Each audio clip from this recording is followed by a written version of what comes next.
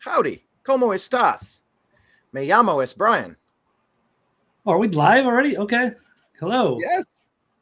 I thought we were starting at 2:15. No, we're starting right away, sir. Okay. I said, me llamo es Brian. What is your llamo? Me llamo es Blake. ¿Cómo estás? Brian. Blake. Okay. This is the Well, that Agree was to a Disagree show. yes. That's what they called you in your Spanish class, Blake? No, I was Jesus. Ah, I was Pancho. I tried to be Cheech, but they didn't like that. You know, like I was original. I was the first one trying to go with that. Yeah, I was Pancho. Pancho was the name. But the name of today's show is the Agree to Disagree show. It's on the New American Media because the old American media has failed you. Search the New American Media and the Agree to Disagree show on all the platforms. Today's show, we're actually broadcasting on the Unhappy Hour as well.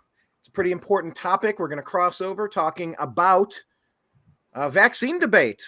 Yes, and by the way, for countervailing views, visit cisa.gov/rumor control when we're talking about the speaker and him wanting to certify that thing that happened in 2020 that they call an election. Also go to who.int and cdc.gov for all medical issues, cdc.gov/vaccine, specifically because we're going to talk about the debate. The gauntlet has been thrown down. The gauntlet is down. What is a gauntlet? It's not a goblet. What is a gauntlet? I thought it was a part of the armor, but I could be wrong, like over the hand coverings, but is that wrong? Can you look up gauntlet real quick while I tell people about what the topics are that we're going to cover today? Will. So the reason why we're streaming on the sports program today, so we're going to go with a couple stories, then get into the sports stuff. But we're going to talk about the vaccine debate because Aaron Rodgers has thrown down the gauntlet to Travis Kelce, to Mr. Pfizer, as he is now nicknamed across the world, Mr. Pfizer.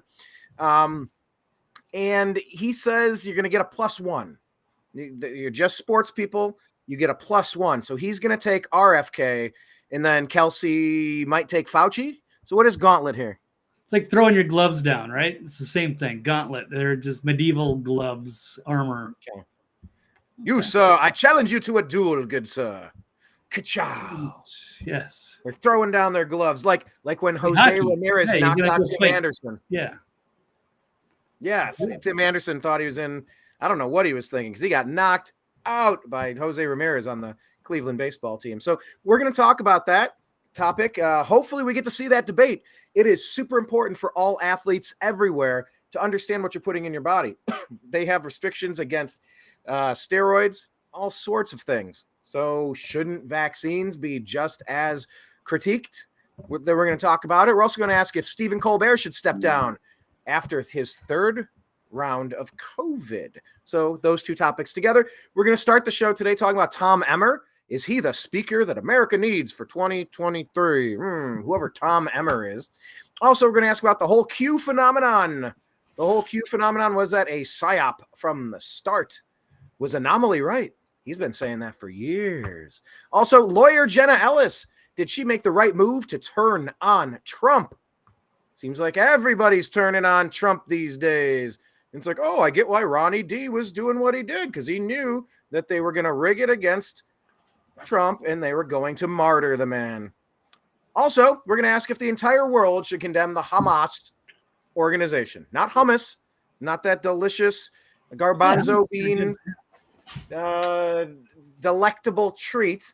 I actually should make some of that. I found a few cans of garbanzo beans that are past their expiration. I feel like I should knock that out. I should have some garbanzo beans, get some tahini, maybe some garlic cloves, some lemon juice, maybe some salt and pepper, maybe some red pepper flakes, put them in the blender, ring, ring, ring, and then get some hummus. I'm thinking about doing that, but should hummus supporters have a right to retaliate with violence? You know, let's just call them hummus from now on. They're not Hamas, they're hummus. Also, IDF, were they told to stand down? You want me on that wall, you need me on that wall. Did you issue the stand down order? You're damn right I did. Were they told to stand down to fulfill the plan for Greater Israel? Also, are the hummuses Palestinian, but not all Palestinians are hummus? Also, are Zionists all Jewish, but not all Jewish are Zionists. That's going to be the topics of the program today on the Agree to Disagree show. Make sure you're following Blake Walley over there. He is on Twitter at TV's Blake Walley, and he's also on his website called thenextlevelnews.com. Follow him, because that's what we need to do. We need to connect with all of you in all of the places. By the way, please make sure you're leaving your comments. We love working those into the program whenever possible. You add so much to the show. It's a really good show that we're going to have today. So please keep doing that. There we go. Hello to Kenneth. Hello to Karen. Who is Karen? I don't know Karen Holland. Welcome, Karen Holland. Happy to have you. Is Karen Holland joining your shows before, Blake? I believe so. So it's Perfect. Always good to have some people from Mike Barrett's show, the Friday night, the Power Trio. And we got a comment here from Kick, which is also nice. Some of the other alternative platforms in case we get taken off of YouTube. So thank you, Purple Speedy One. Yes, I don't even see that one. Okay, bueno. Yeah. Bueno. Okay, so we are going to get into today's show right now. All right.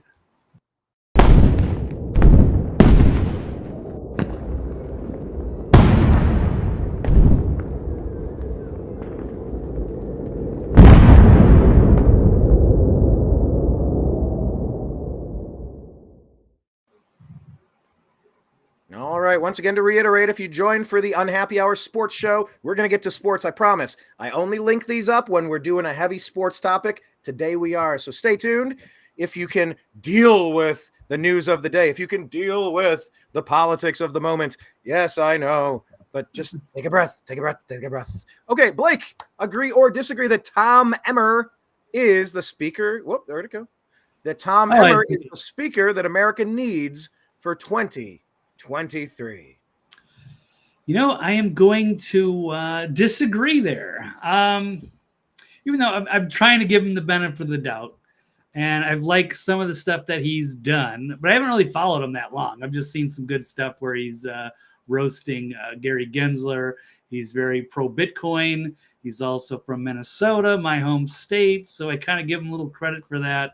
But it looks like there's a lot of backlash, and he's kind of I don't want to say a surprise pick because he was mentioned in the first round, but it was going to be, after McCarthy was gone, we were thinking perhaps Jim Jordan was going to be there or Steve Scalise, and then they changed things again, and all of a sudden Emmer became the go-to guy, and there's all these secret meetings with the Republicans.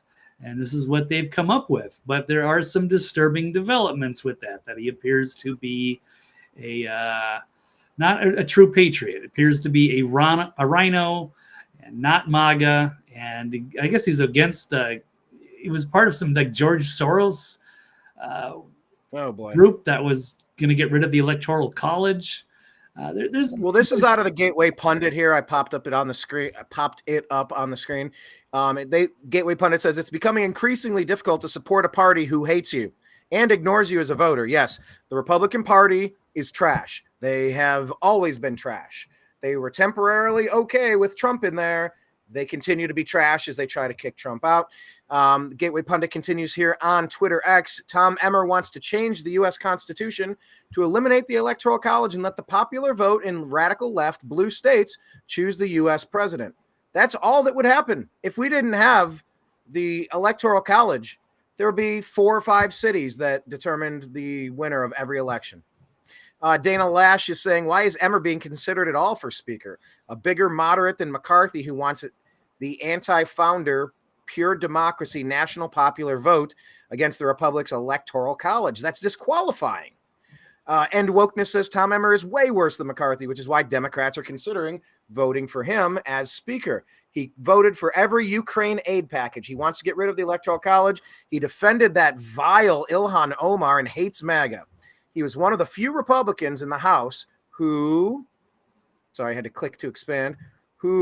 to certify Biden. One of the few people in the House that voted to certify Joseph Q. Biden. No, it's Joseph Robinette Biden. I don't know how you could have signed off on that. Yeah. Okay. So, Blake, what else do we know about this guy? It's not good. Let me I'll pull up a couple of things that I found. That was one of them that I had, the end wokeness. Let's see if I can get this up. It's not good. Yes. Well, yeah, House Republicans elect Tom Emmer, Speaker in secret ballot. GOP lawmakers once again turn their backs on voters. Yes, we wanted Jim Jordan, maybe Donalds, maybe even Scalise. But good God, how did we end up with Emmer? And how did he win so decisively all of a sudden? That's bizarre. And why do they have to be so sneaky about their damn votes? I don't like this private shit. Put everybody on record. Let's go. Let's have the debate openly. Why is everything a backroom deal with these clowns? Yeah, I guess they didn't want us to know. They work for themselves in the swamp, and they don't care about their constituents. And so Lou Dobbs, the great journalist, sounding off. Don't wait till 2024 for another rigged election. Emmer, with 107 votes, wins the speakership in the 5th round.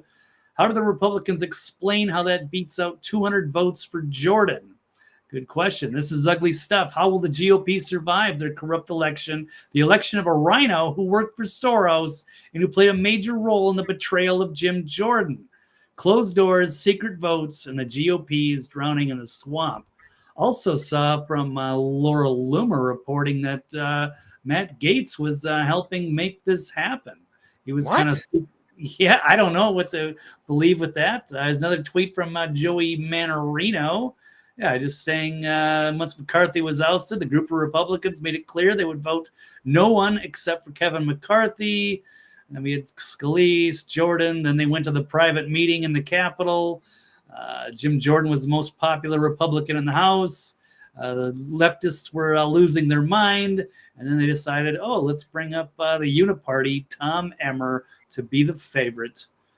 And yeah, ran by George Soros, used to certify the election of Joe Biden without any reservation, loves Ukraine and has voted to fund them every chance he's gotten, defended Omar, yes, voted for the omnibus budget that funded vaccine mandates, and even voted for the January 6th committee. This guy is about as much of a Republican as Nancy Pelosi. Ugh. Yeah, not good. So, oh wait, I didn't even show this. I wasn't even on this. But anyway, here's the tweet. But yeah, you were showing it, weren't you? I don't remember. I think I was on the previous tweet. Oh, but it's not a problem.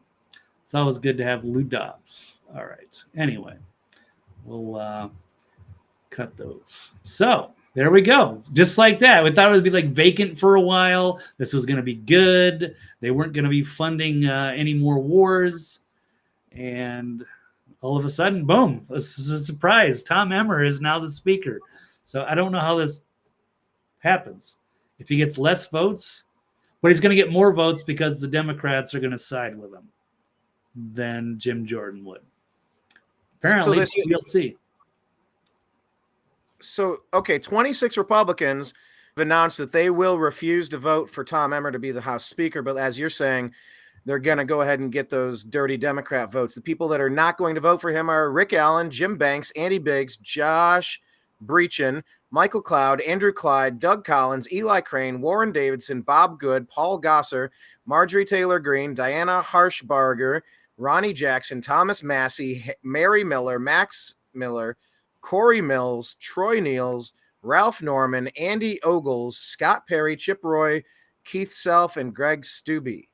Yeah, who's missing off of that? Matt Gaetz. Matt Gaetz is missing. Yeah, so is Boebert and Marjorie Taylor Greene. Oh, it's MGT. She's on here. MTG. Oh, okay, sorry. So I was Weird, wondering about those holdouts. Yeah, I don't get it. So Matt Gaetz, I mean, ultimately, we're probably worse off now with McCarthy, because I don't think Emmer's going to release the footage from J6. Well, are they still going to have those provisions where they can throw this next speaker out if they don't abide by these things? I doubt it. Did they lose that now? I don't think. Yeah, those provisions were in place for McCarthy. Those were his rules. So we are in so much trouble as a nation, Blake. We are in so much trouble. Yeah, we certainly, it's taken a turn for the worse. And with that, the Byron Donalds looked like that was a potential, and that would have been good too. I don't know. He all of a sudden he faded, but he was too much of a MAGA guy, and he said he'd release the footage right away, and that pretty much killed the deal with the secret meeting with the. So why is it that the Republicans will not show all of the Fed involvement on January 6th? Why are they addicted to continuing this Trump narrative to frame him for what the Feds did, for what Antifa did? Why are they addicted to not just being transparent? It's the uniparty. They don't care. They go by their own rules. They're all compromised. They're blackmailed. And if that footage comes out, yeah, it's going to be a destruction of DC. And they like things the way they are. So it's sad, but there's not that many people that are really on our side. I'm just so curious as to what Matt Gaetz is doing.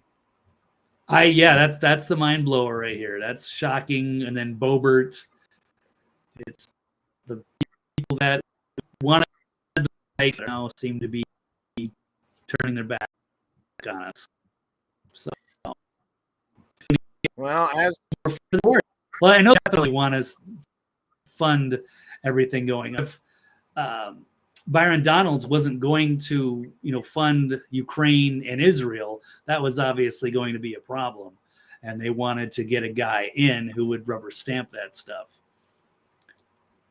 Over here on Twitter X, this is a post from Laura Loomer. Breaking: President Trump just issued a scathing statement about Tom Emmer and everyone in the House GOP who voted for him to be Speaker today. Trump said, quote, voting for a... Well, here, let me... I'll read his whole comment. I hate double reading things. This comes after President Trump reposted a video expose from her account last night in which she exposed Emmer as a Soros plant who wants to abolish the Electoral College. Oh my God, what is wrong with these people? We are... Blake, where are we supposed to flee to when this implodes? Where are we going? We hold our ground. There is nowhere to go unless we get like an offer from benevolent aliens to take us to their planet. I think that's about it. Yeah, you can't trust aliens to be benevolent. Of course, they pretend to be benevolent. Anyway, Donald J. Trump on Truth, I suppose, said, I have many wonderful friends wanting to be Speaker of the House, and some are truly great warriors. Rhino Tom Emmer, who I do not know well, is not one of them. He never respected the power of a Trump endorsement or the breadth and scope of MAGA, Make America Great Again. He fought me all the way and actually spent more time defending Ilhan Omar than he did me. He is out of touch with Republican voters.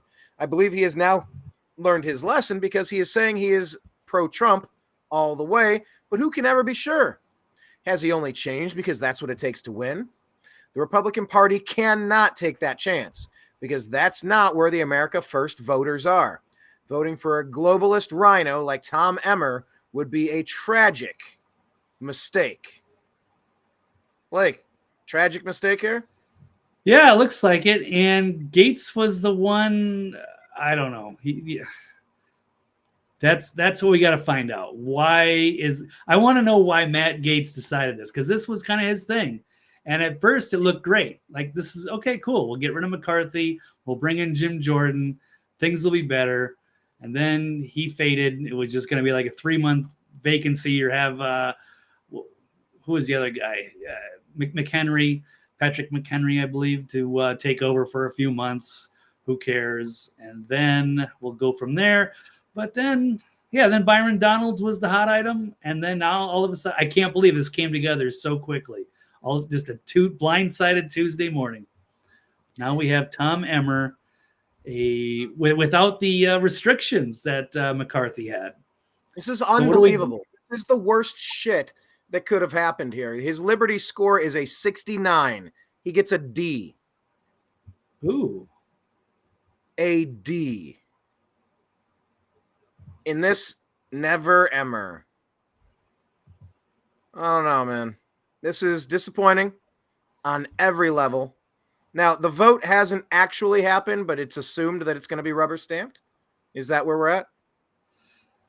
I believe so. It's all happened so fast. I'm just sitting here doing research, and they're having secret votes, and they're trying to figure it out. And the next thing you know, it seems like Tom Emmer is the guy. Jocelyn is saying Trump is her first choice. Byron Donalds is her second choice. Emmer is a rhino and has ties to George Soros in his past. You know, the other thing about yeah. Huh? So I don't know if this is entirely official here. So this whole I don't think it's official. Republicans have nominated him in secret. They're on board, but whether this will actually go through, I am not 100% on. So I am still trying to figure that out. I just saw Ben Swan tweeted out that House Republicans have said they won't vote Tom Emmer for Speaker of the House. It doesn't matter if the Democrats do. I suppose. Dreamer Ultra says this group of fools will take us down, and maybe they want that to avoid facing their illegality and their failures. Yeah. Yeah, that part. And Timothy Hanlon, he says, as far as where are we going to go to, Blake, he says he's going to his cousin Vinny's house in Persephone. So there you go, his cousin Vinny's. There you go. we might have to join you. I don't know where that is, but no, there's nowhere to run. We got to hold our ground here in America, or it's all over. There's nowhere else. So we're just gonna have to clean up our own mess. And yes, it's more of if we can drain the swamp, if that's ever going to be possible. And these guys work for us, but they don't seem to know that. And so, what are we going to do? Primary them out and then get more people in? I don't have time for this stuff. It's just a shit show, and it just never ends.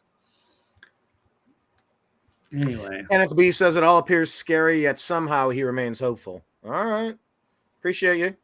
Try to keep us positive here, because I'm not feeling. What's Gates got to say about this? Is that an old clip or something new? No, he says Matt Gaetz, he announces that every speaker candidate has pledged the prompt and full release of the J6 tapes. Does it have teeth to remove them if they don't abide by that? We need the teeth. That was the number one complaint I had with McCarthy among 20 complaints. Yeah, and to stop giving our money to overseas to fund these awful wars. Complaint number 2. We had 18 more complaints with McCarthy. All right. Well, I guess we'll just wait and see how it happens, yeah? Hey, we'll just primary them out in a few years, hopefully, and then we'll get some other speaker, maybe. And by that time, the country's already like too far gone. I'm tired of this, Brian. I'm so tired of this. But it's not. I don't know if it's over yet. And Emmer was endorsed by Kevin McCarthy, according to Lara Loomer. Ugh. Matt Gaetz, he only wanted to remove McCarthy so they could raise money. I don't know. That's according to her. That's her idea. I'd like to think that Matt Gaetz is a good dude. And that he wouldn't. Remember, they tried like hell to get rid of Matt Gaetz a year ago. They went after him hard. They tried to destroy him, ruin his family. Yeah, they knew that he wasn't playing ball with them, so they wanted to ruin him. That's what they're doing. That's why they're trying to ruin Trump. That's why they're framing Trump. He's not wanting to play ball with their dirty, greasy little money orgy. And so they're just trying to frame him, trying to set him up, trying to evict him, trying to remove him. I don't know, man. Went from an Ohio guy to a Minnesota guy. I would have preferred the Ohio guy, I think. But well, in this example, yes, because obviously the Ohio guy is more of a make America great again patriot versus the rhino swamp creature that happens to be in Minnesota this time. Hey, Minnesota also has Ilhan Omar. I don't know what you guys are putting in those 10,000 lakes up there, but you better clean out the toxicity of your water supply, because you're getting a bunch of pollution. No, that was when they decided to it would be a great idea to bring all of these Somalian refugees to Minnesota, which is fine. It's a weird mix, but she has not been. You think that's fine? You think that's a fine, good mix? If they had to do it over again, no. No, it's not. It hasn't worked out. It hasn't been that awful, but at the same time, it shouldn't have been done. Kinda. Yeah. I don't know, man. 10 million people have now flooded here, military-aged fighting men. This is a really bad idea, what Obama's been pushing for 15 years. The people like him, the Soroses and the no borders people. I prefer people that like this country and aren't trying to tear it apart. I kind of prefer that. These people like Ilhan Omar are not that. Anyway, Right. Okay, let's move on to the next topic, shall we? Okay.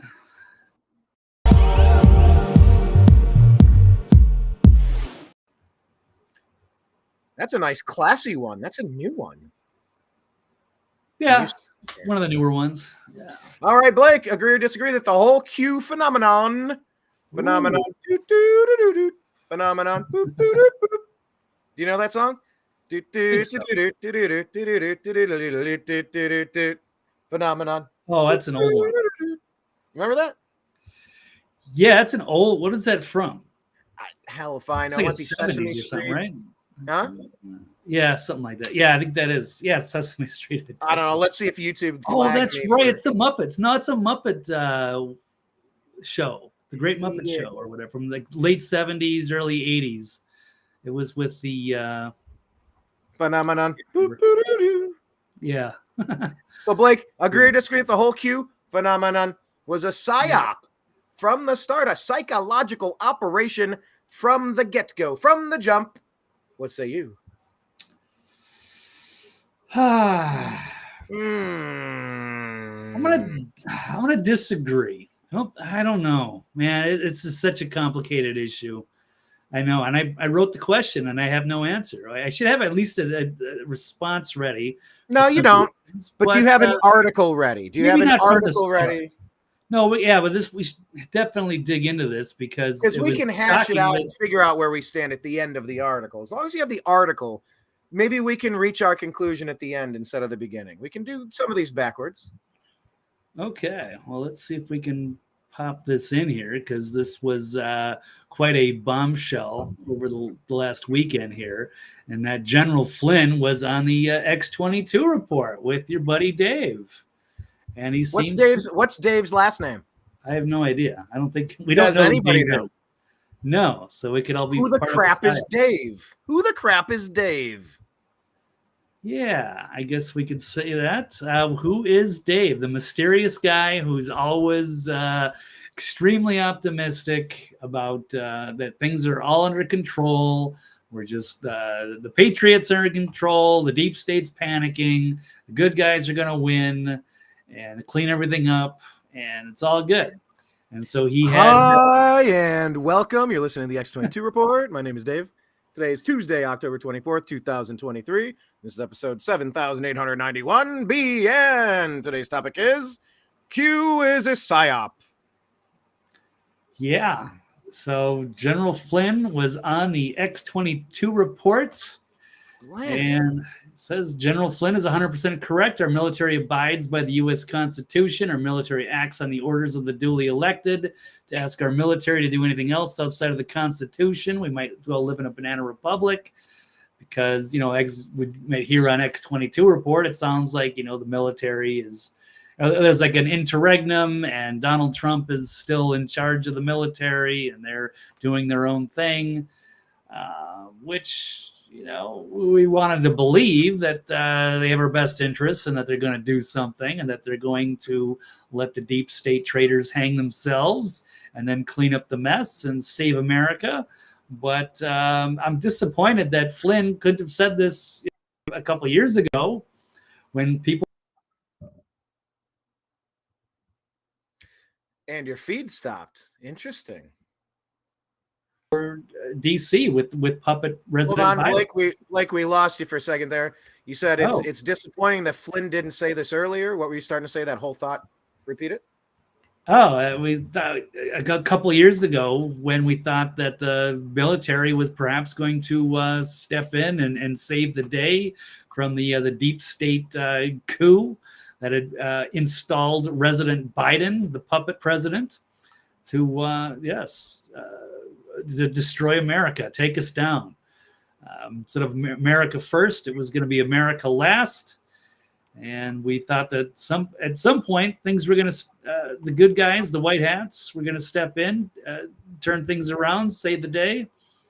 But it never happened. And it seemed like they went along with this stuff. It's like they had to have known that this was a big deal going on behind the scenes, and that people were expecting something to happen. And they made a lot of the American MAGA patriots look like assholes because they got exposed because they really believed this. They took it hook, line, and sinker. So what is the full quote here? What is all this? This isn't General Flynn's quote, but this is someone commenting on it, right? Yeah, I mean, we could certainly run it here. This is a few minutes. I don't know. My internet's been a little wonky, but I can try to start it here. This stuff, right? We are systematically and intentionally destroying our country by allowing this to continue on. And I can't sit here and go that these people are incompetent and they don't know what they're doing. Oh, no. They're competent, they're smart, and they know exactly what they're doing.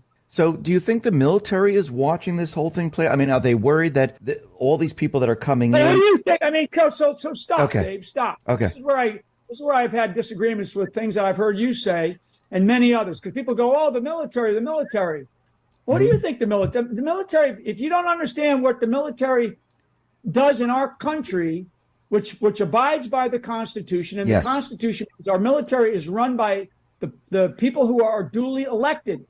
Okay, so if you want our military to act in a different way, then you need to go to another country, right? And the people that I've heard talk about this kind of stuff, they're foolish. They're foolish. They're thinking foolishly. This is not what our country is designed to have in terms of our military. Our military follows the orders of those who are elected over them. Okay, that's how we've been able to stay as a nation the way we've been able to stay. So when people go, well, the military, what should the military? Hey, the military should follow legal, moral, and ethical orders that they're given. If you find generals and admirals in the military that can't. I mean, he's kind of looking like Rachel Maddow a little bit, right? Got those glasses, that shortcut hair, kind of even the attitude. Like this is like are you getting Rachel Maddow vibes off of General Flynn? Is it just me? I guess maybe. I don't know. A little bit. The sharp, smart shirt, the nerdy glasses, the crisp, clean. This is why we're pausing the video, is for Rachel Maddow vibes. I've been watching it. And I keep thinking. I saw this earlier, and it seemed like Rachel Maddow. I don't know. Tell me I'm not the only one in the comments. Am I the only one getting Rachel Maddow vibes off of General Flynn? Anyway, all right, well, go ahead. I know it's not important, but it was on my mind. I had to ask. Fair enough. I don't know, but maybe we'll see what the audience thinks. All righty. That say, Mr. President, I can't follow this order anymore, even though it's legal, even though it's maybe ethical. My moral being, I just can't follow. It's like the forced critical race theory training that's being forced all the way down the necks of every single private in the military, or the idea that we're going to continue to have pay for abortions if you join the military, right? Mm-hmm. I mean, that kind of stuff. That's a moral dilemma, and a general or an admiral or any officer can say, I'm going to resign my commission and I'm going to throw my stars down on the table and I'm going to walk away because I can't serve in the military that does that. But that's it. If our military starts to act in any other way, we got problems. We then do become a third world nation, like a lot of these banana republics that throw out presidents and prime ministers and kings every 6 months. Well, let me just, I understand what you're saying, but if there's an invasion at the border, let's just change it up. Let's say all of a sudden we had China. They were rolling in with tanks on the border. They were rolling in with military. I mean, would the military not react to that in some way, somehow? Dave, the military will only do what it's ordered to do by duly elected people. That's why the president of the United States is elected by the people in this country, not only as the president of the United States, but the commander in chief. So he's elected and he's given the judgment by the majority of people in this country, like we've always had, for the most part through our elections. But no, the military does not act on its own. That's a major, major falsehood. And we've got to get people, anybody that tells you, well, the military ought to do something, all these dummies that say, oh, the military's in charge. The military only does what it is ordered to do by basically by the president of the United States, the commander in chief. So if there were hordes of tanks, lining up down in the docks of Panama, and they were going to come up from, we're talking China, or if the Russians started to attack across the plains of Europe, which is where we stood for the better part of 40 years, our elected official, primarily the president of the United States, can order forces to go and do something, can order our military to go do something. We don't want our military doing anything on their own, Dave, okay? No. That's not the United States of America. That's not based on our Constitution. That's more of the third world or the fourth world. No, I agree with that. We don't want the military just going off and doing Well, so wait, he doesn't. Does he continue with his thought there? No, that's it. This is the end of the this particular. How do they cut that off? This guy's been saying the exact opposite for 4 years now. Oh yeah, I do agree. No, you don't. That Dave guy said the exact opposite, and he just agreed with him right there. Okay, no, I completely agree. No, you don't. That Dave has said the exact opposite. Yeah, don't worry, Patriots. Military's in control, and Patriots are in control. Yeah, it's like, who the hell is Dave? Movie, and they just need to clean things up, but everything's fine. The deep state's totally panicking, and it's strange. And then here is we got Michael Flynn's going off here on this, following up, saying, "Here's my take on Q. I believe it is a major psyop, and from what I can tell, it or they or whatever or whoever is running this op has done a major disservice." And remember, Brian, a couple of years ago when he was out at this little backyard barbecue and they were having a fire, and he'd put his hand over his, they were like pledging some allegiance to Q, or I can't remember exactly. I'll have to pull up that old clip, but it's like kind of inspired a lot of people. Like, this is like a real thing, and that there is like some kind of military intelligence operation that is, looking out for us, and it's, keeping everything in check. But then it is nearly impossible to believe that Joe Biden got 81 million legitimate votes and beat President Trump. It's almost impossible to believe. Right. But believing in this other theory, this other plot, it's like, there's no damn way. How much pain and suffering? Okay, so no, we're going to jump out of the closet and say, surprise. Okay, when? No, I don't. Okay, because like everything's on fire. Not yet. What do you mean not yet? Well, catching them all. What do you mean catching them all? The biggest sting operation in the history of mankind. Okay, you got them. Go. Yeah, well, it's not like the right time yet. Yeah, it is. Today's the right time. The better time than today was yesterday. No. Like, we'll jump out and yell surprise one of these days. No, you won't. I can't stand this. Put it in somebody else's hands crap. Oh no, trust the plan. There's a plan. I actually like that show because they tend to cover a lot of the most important stories. I've hurt myself. I've injured myself. I'm not a medical professional, but there's something inside of the eye socket, probably back behind here.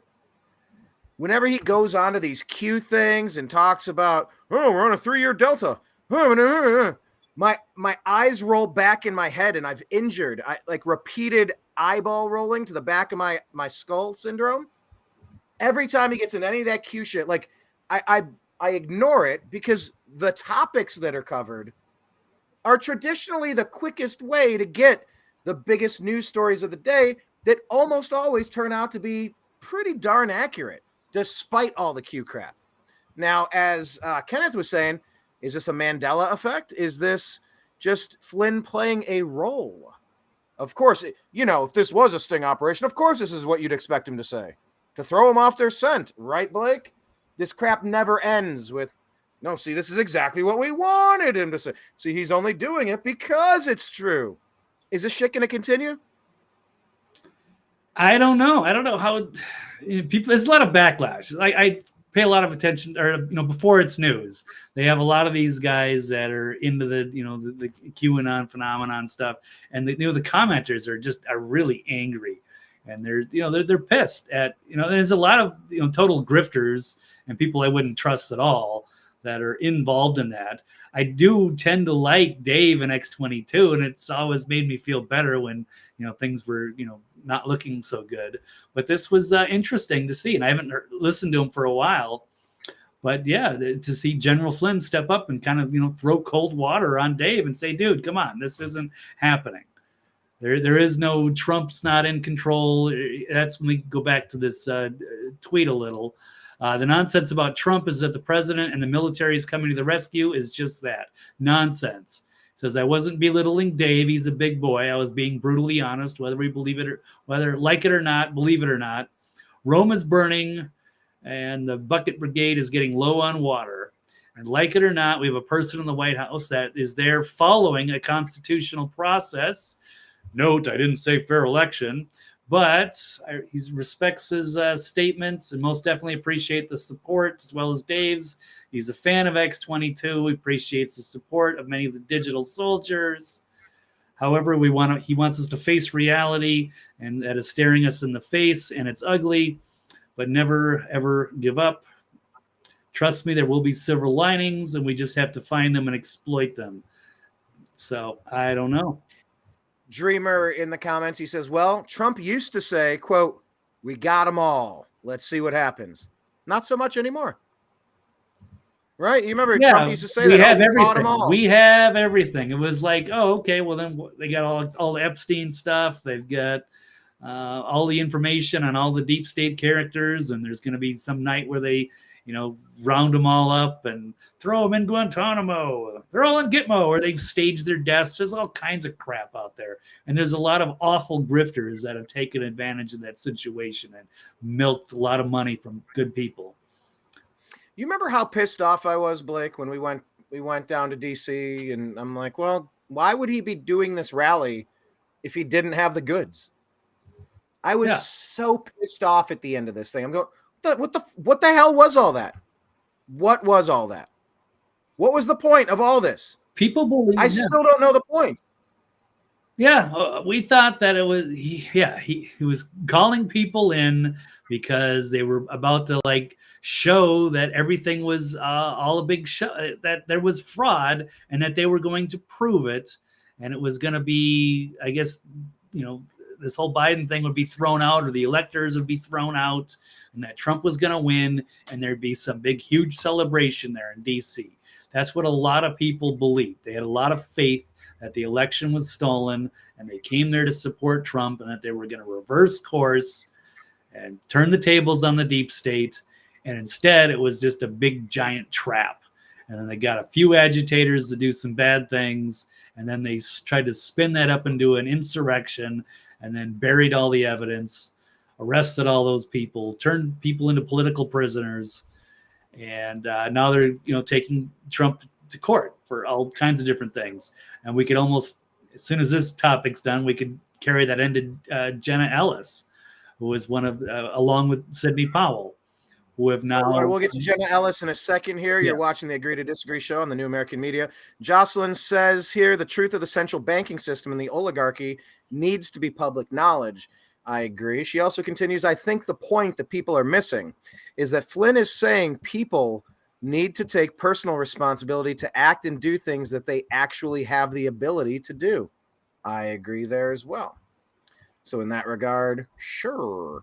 What about lawyer Jenna Ellis? I mean, she joins a cavalcade of people who are turning on Trump. First it was DeSantis, and then it was, how many have turned on Trump at this point? Several from this latest round of accusations, right? Yeah, well, as they're doing this RICO case there in Atlanta, there's been some surprises. I thought there was, obviously some major problems there, and we saw them taking the ballots out of behind the tables. There was the pipe that burst, and they had to get rid of the poll watchers and this and that, and those things did happen. So why are they crumbling now in this case? We saw Sidney Powell change course last week, and now we saw Jenna Ellis, who was, I thought was a total badass, much like Powell. But so she's pleading guilty now in the Georgia case and is going to agree to cooperate against Trump. And she's taking her deal. A one-time lawyer for Trump pleaded guilty to a charge. That's today. Part of the legal team during the election. Fulton County Court said she was aware of the details of the deal and she could go to trial instead of pleading guilty.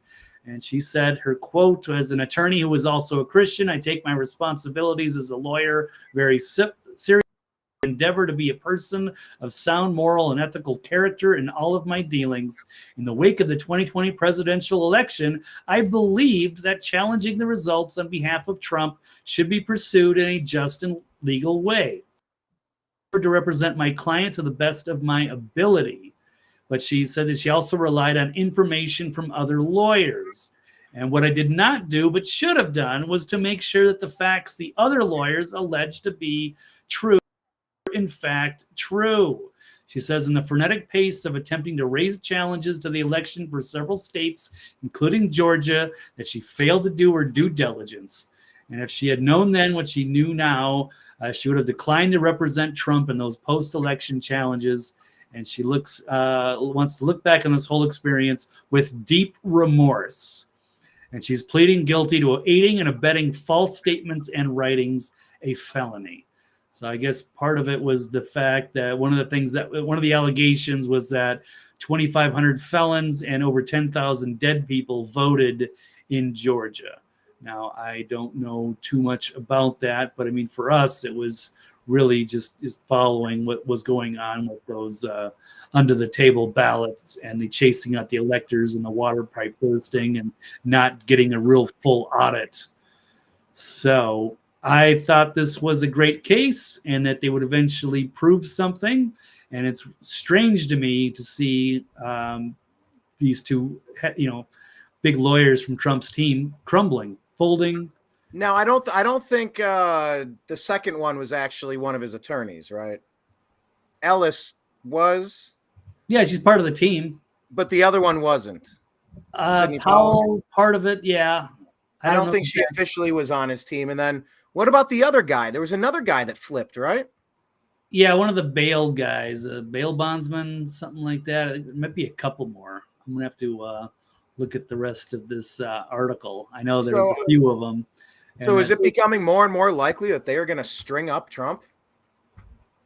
I don't know. So the other one is Kenneth Chesbrough, another lawyer, pleaded guilty to one felony, and then Scott Hall, the bail bondsman. So that's 4 of the defendants that have dropped. What did a bail bondsman plead to? What do they have him for? 5. That's someone that's not even involved. What is the 5 misdemeanor counts of conspiracy to commit intentional interference with the performance of election duties. Okay. That's what it was. Here it is. Scott Hall pleading guilty in the RICO case, bail bondsman. Yeah, so that happened.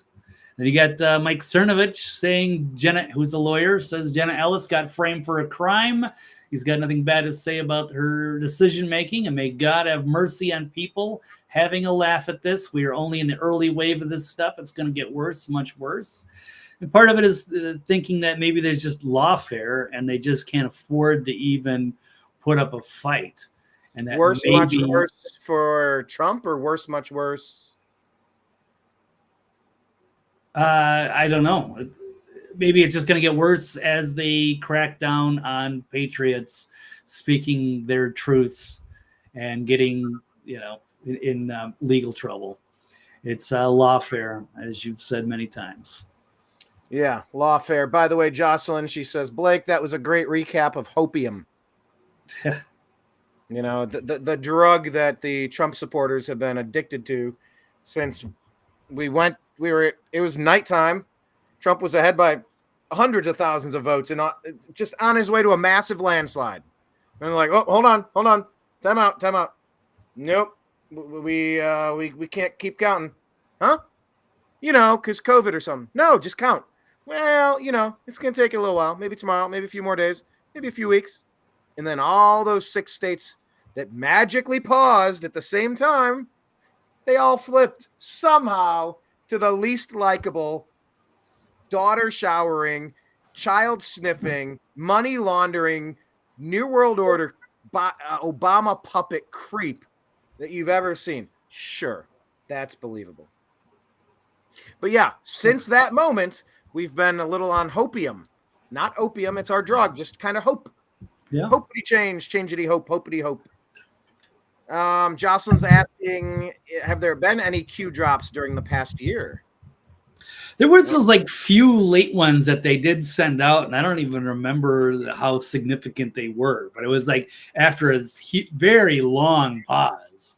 So all of a sudden, one day they stopped, and then there was like a year or so where wasn't anything, and then all of a sudden they did drop a few more, but I don't remember what, if anything, came out of those. They weren't really that revealing or that great, and then I don't think there's been anything else since then.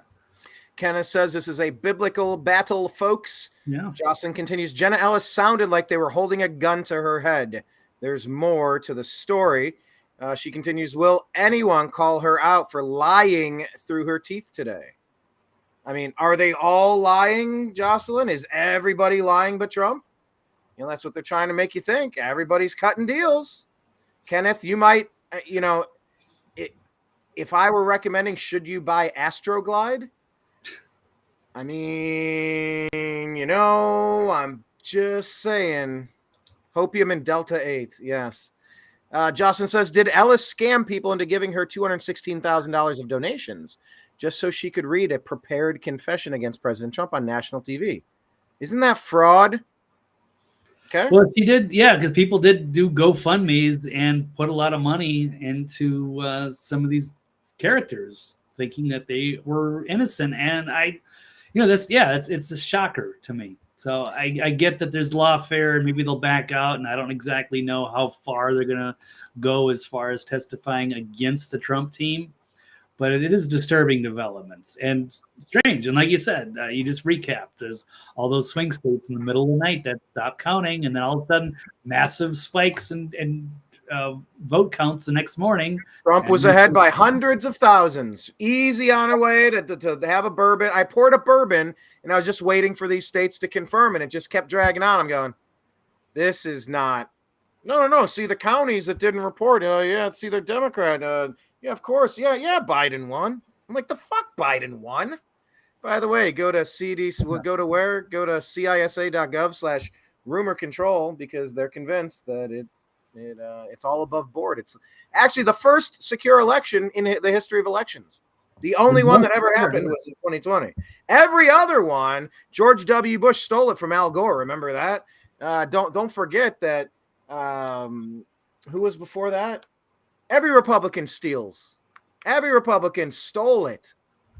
They never won. It was stolen, says Hillary. There's compilation videos of all the Democrats saying every Republican win is stolen. Trump's win, stolen. But we finally had an official no shenanigans vote. And luckily that was in 2012 when Joe Biden, who was polling at about 2% in the Democrat primaries, 2-3%, before everybody dropped out on the same day. Once again, they are all in lockstep. Everybody does the same thing on the same day. Republicans battle each other and fight and bicker. It's like the Libertarian Party. All they do is bicker over who's more virtuous. Meanwhile, the country's burning. Well, no, see, I would never. That's a violation of the non-aggression principle. It's like, bro, can you settle for 95% of what you're aiming at and just win? No, because morally, I think blah, blah, blah. It's like you guys are the worst. Bill Weld, for God's sakes. You guys are the worst. Yeah. Will you unite and just destroy the Democrat Party, who's destroying this country and the world? Is there a single thing they touch that has improved since Biden's taken office?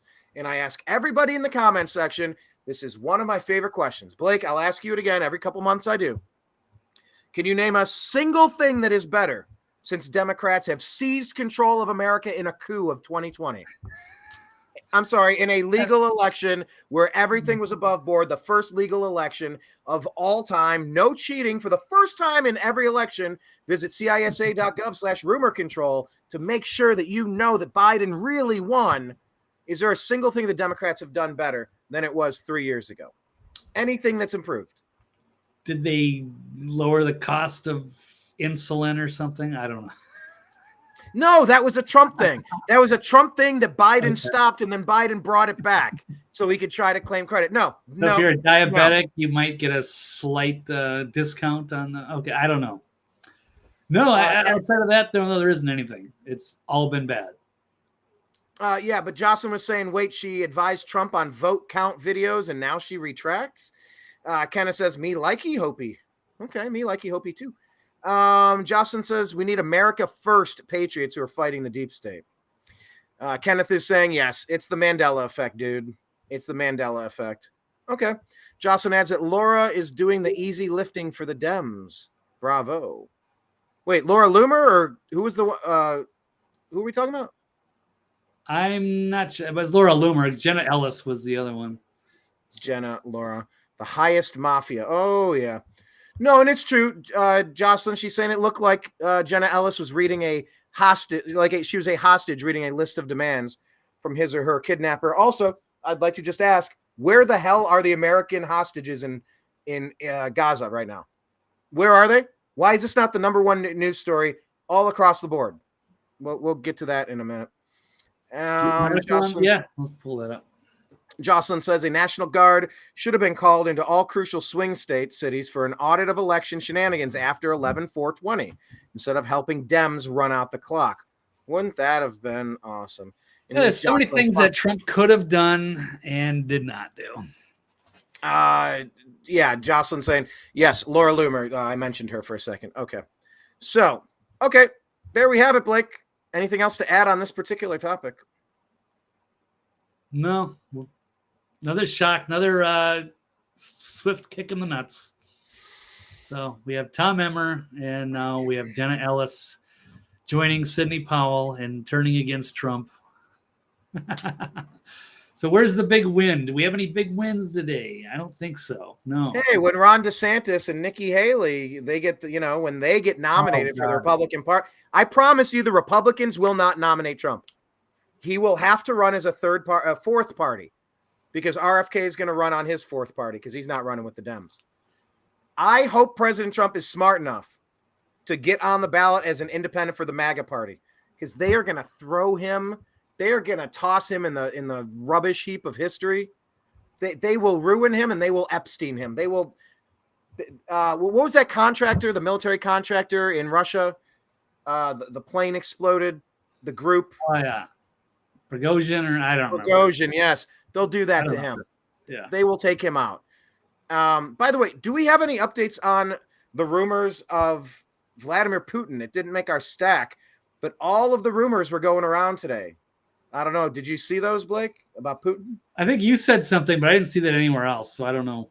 I'm seeing it where everywhere. you're getting your sources, Brian, but I haven't seen I have top story.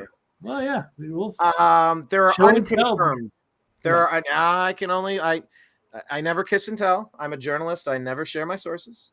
That's rule number one. Otherwise, nobody will ever talk to you. Right. There are unconfirmed reports. It made the rounds everywhere for the past day. And these are unconfirmed reports, so we're going to try to debunk them by saying we cannot bunk them. Is bunking something confirming it if debunking it is unconfirming it? Good question, Brian. I don't know. We're here to bunk the news, everybody. Yes. We're here to bunk the news. What a weird phrase. Reinforce. Okay. So the stories that were coming out and going around that are unconfirmed are that Putin suffered a cardiac event and was found unresponsive on the floor. That sounds like just ridiculous war propaganda. You're not sharing your sources? Yeah, I'm highly questioning that. They've been trying to say he's got health problems. I don't know. Yeah, it's what's going on. Okay, so we won't. You're going to have to share and tell something. There's got to be some credibility. What source? What's your source, Brian? Exactly. All right, next topic.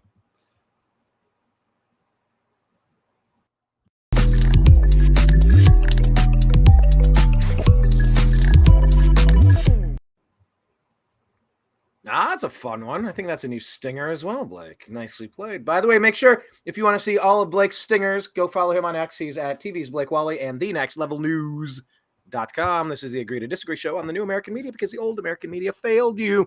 Blake, agree or disagree We need vaccine debate. We need a vaccine debate. We need the vaccine debate. We need vaccine debate with Aaron Rodgers, RFK, Travis Kelce, and Anthony Fauci. Agree or disagree? I agreed, but I think I misspelled Rogers there, Brian, and then you copied and pasted it. But I'll take the blame for that one. I think it's Rodgers, but not a big deal. Anyway, yes. So you brought that to my attention, Brian. You did share this source, or at least I dug one up. But he was on Pat McAfee's show talking about Mr. Pfizer, Travis Kelce.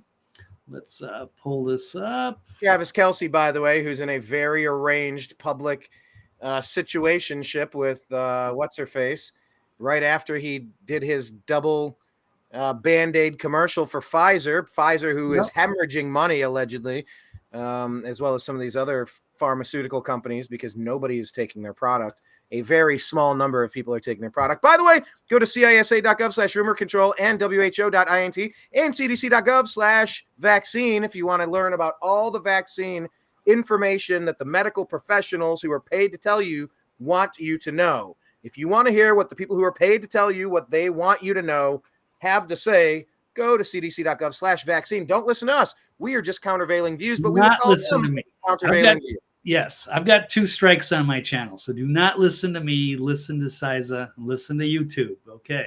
Countervailing views. Go to those. WHO.int, CDC.gov, CDC.gov/vaccine. You mother freakers. Don't say that. I cannot get my channel eliminated, Brian. Say what? I said mother freakers. Yes. Okay. There you go.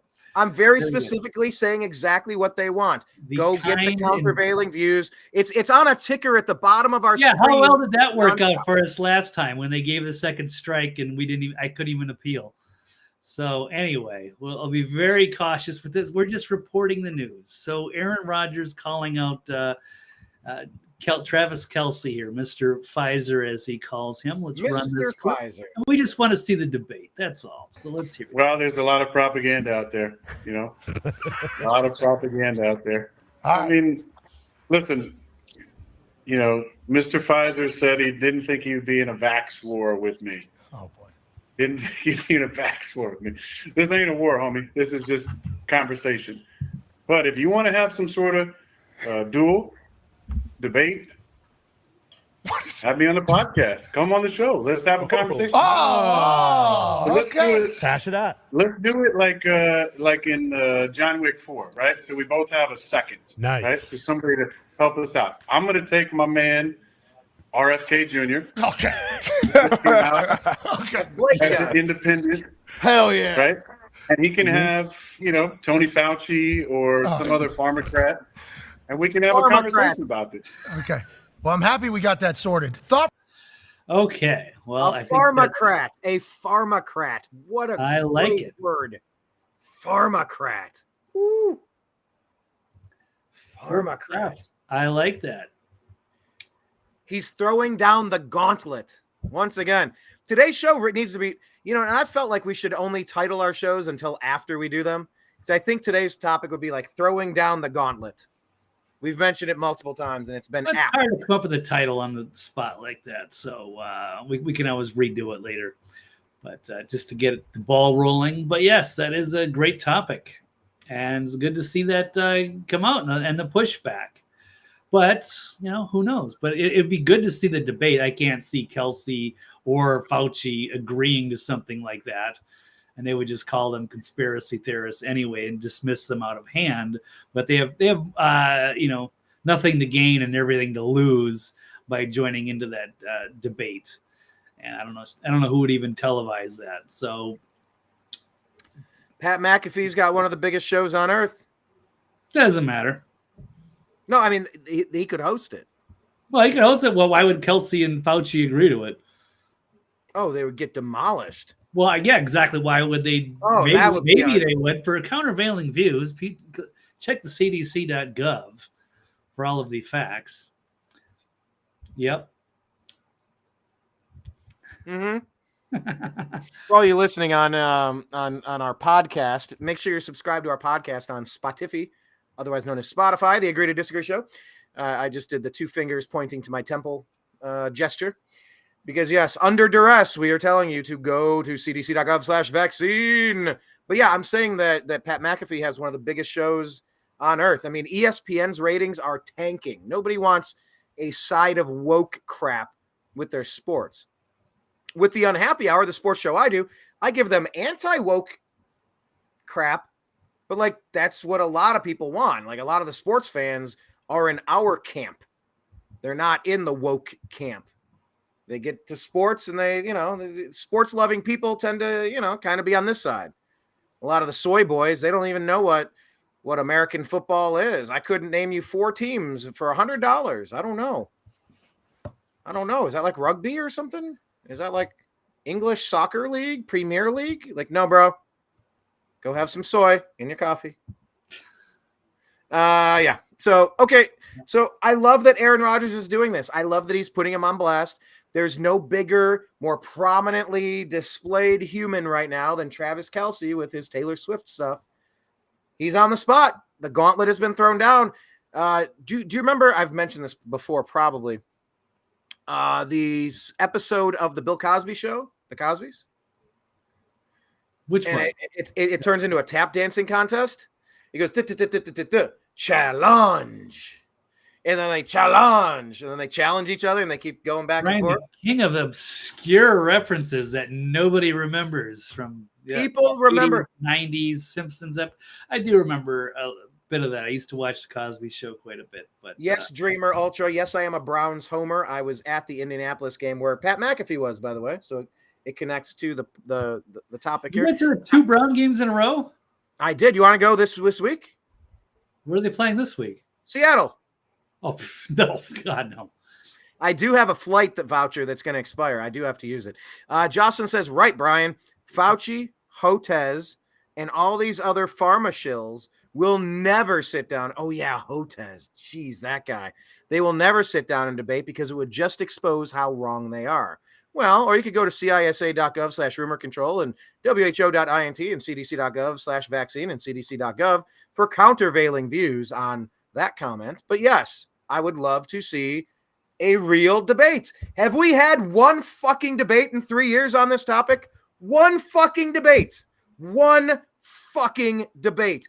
3 years. Why would Have they? we had one No. with countervailing views on both sides? Have we had one fucking debate in 4 years, 3 years? One. I can't remember a singular honest debate with countervailing views, and you could actually have a chance to unpack, rehash, and delve into what we think we know, what we're calling out on their BS. Has there been one singular fucking debate anywhere? Is it just me? Because I'm getting a little agitated just pondering. I can't think of a singular debate. Am I missing one? A really popular one that, everybody watched and we all learned together. We all kind of broke down what was right, what was fake, what was unproven, what was likely. One? Not to my knowledge, no. I don't think so. In the comments. I don't think that's going to happen. Am I blood pressure, dude? I know. Thank you, Kenneth. Woo-ha. Woo-ha. What do I say? Woo-ha? Woo-sa? Woo-sa? Woo-ha? What is that? I'm not sure. It's from Bad Boys. It's Martin Lawrence, where he's got to rub his ears to I only saw parts of that. Yeah, it was so cheesy. It was good. That was good. Once again, in the comments, was Bad Boys cheesy or was it good? I think it was good. But was there a singular debate? I don't recall it. I recall you're not allowed to talk about it. You mentioned the topics. You're not allowed to exist. We're going to stitch your lips shut, wrap a cinder block around your ankles, tie it to your waist, and drop you off and swim with the fishy, see? You're just excommunicated from society if you want to talk about, I don't know, the biggest fucking story on earth. No, not allowed to talk about it. Jocelyn says she'd pay to see it. They should do the debate for charity and give money to the COVID vaccine injured.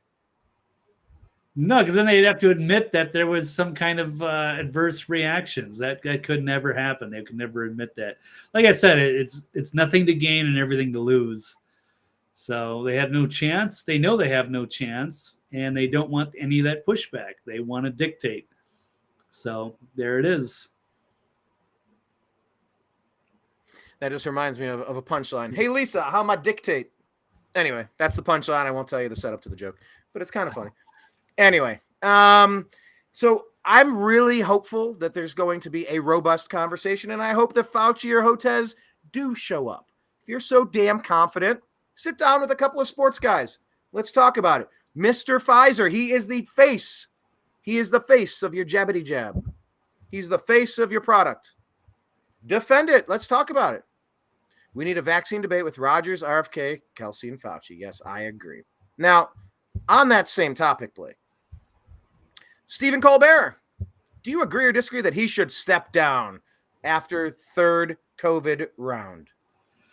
Yeah, but not because of the third round. It should be just because the show is terrible now. And yes, it has turned into just one big propaganda.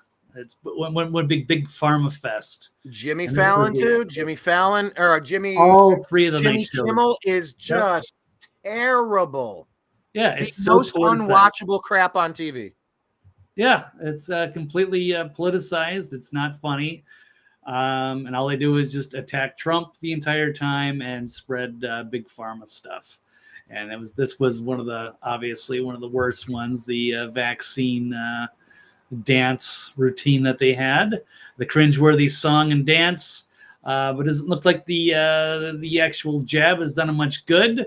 The far left comedian, in quotes, if you want to call it a comedian, shut down the Late Show last week as he dealt with his third round of COVID.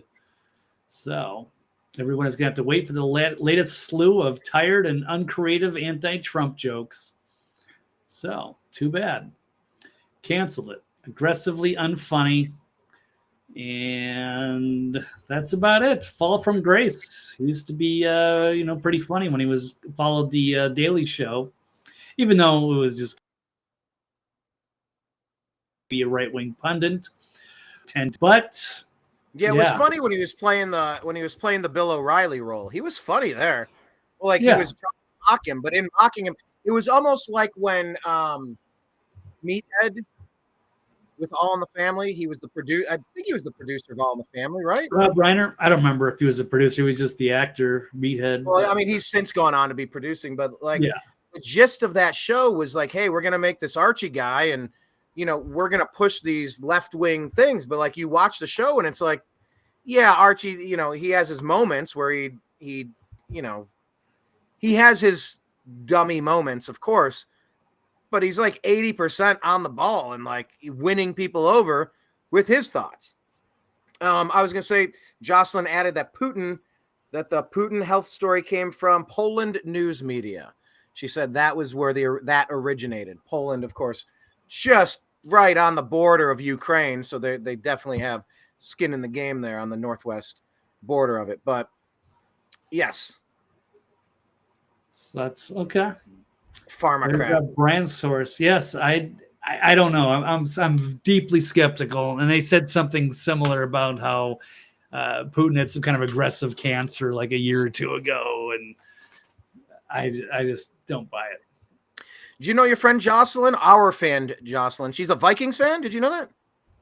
I did not until now, or maybe she said before, because she's Arizona, so you figure she's a Cardinals fan with Josh Dobbs, who we could use at backup quarterback now. Since there's Viking fans all over the country. So she's hated Aaron Rodgers for many years.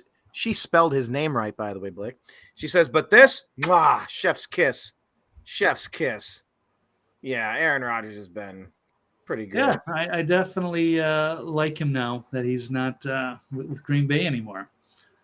And he's been outspoken on some of these issues. So, and I always appreciate that, whether he's right or wrong. All right. Well, anything else to add about Stephen Colbert? Nope. All right.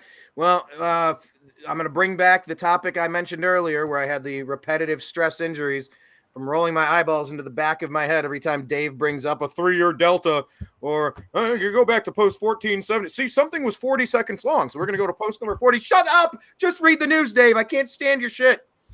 So forgive me while I roll my eyes into the back of my head again because we're going to talk about more Israel stuff. Yeah.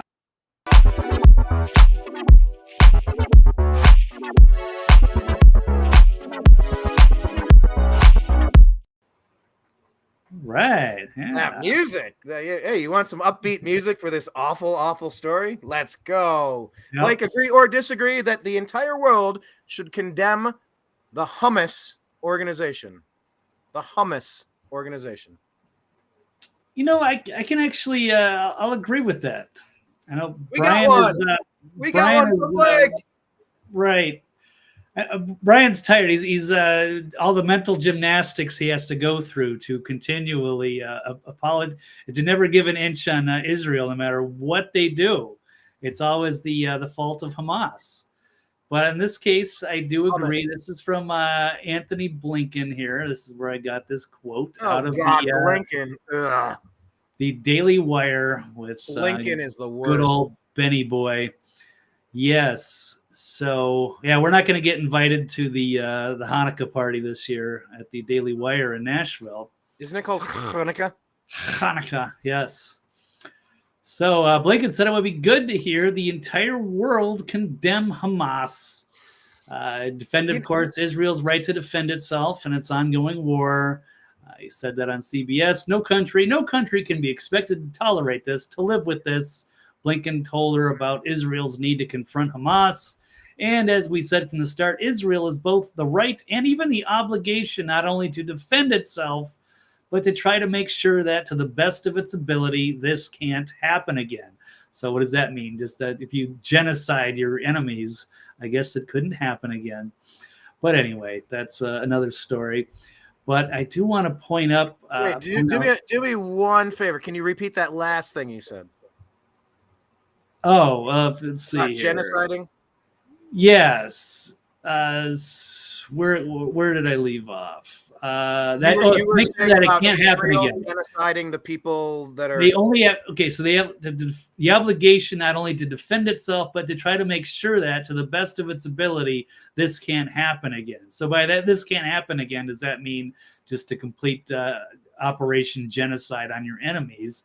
That way, they would be nothing left for them to come back with. Well, it couldn't happen again if everybody, if all of your enemies are wiped out.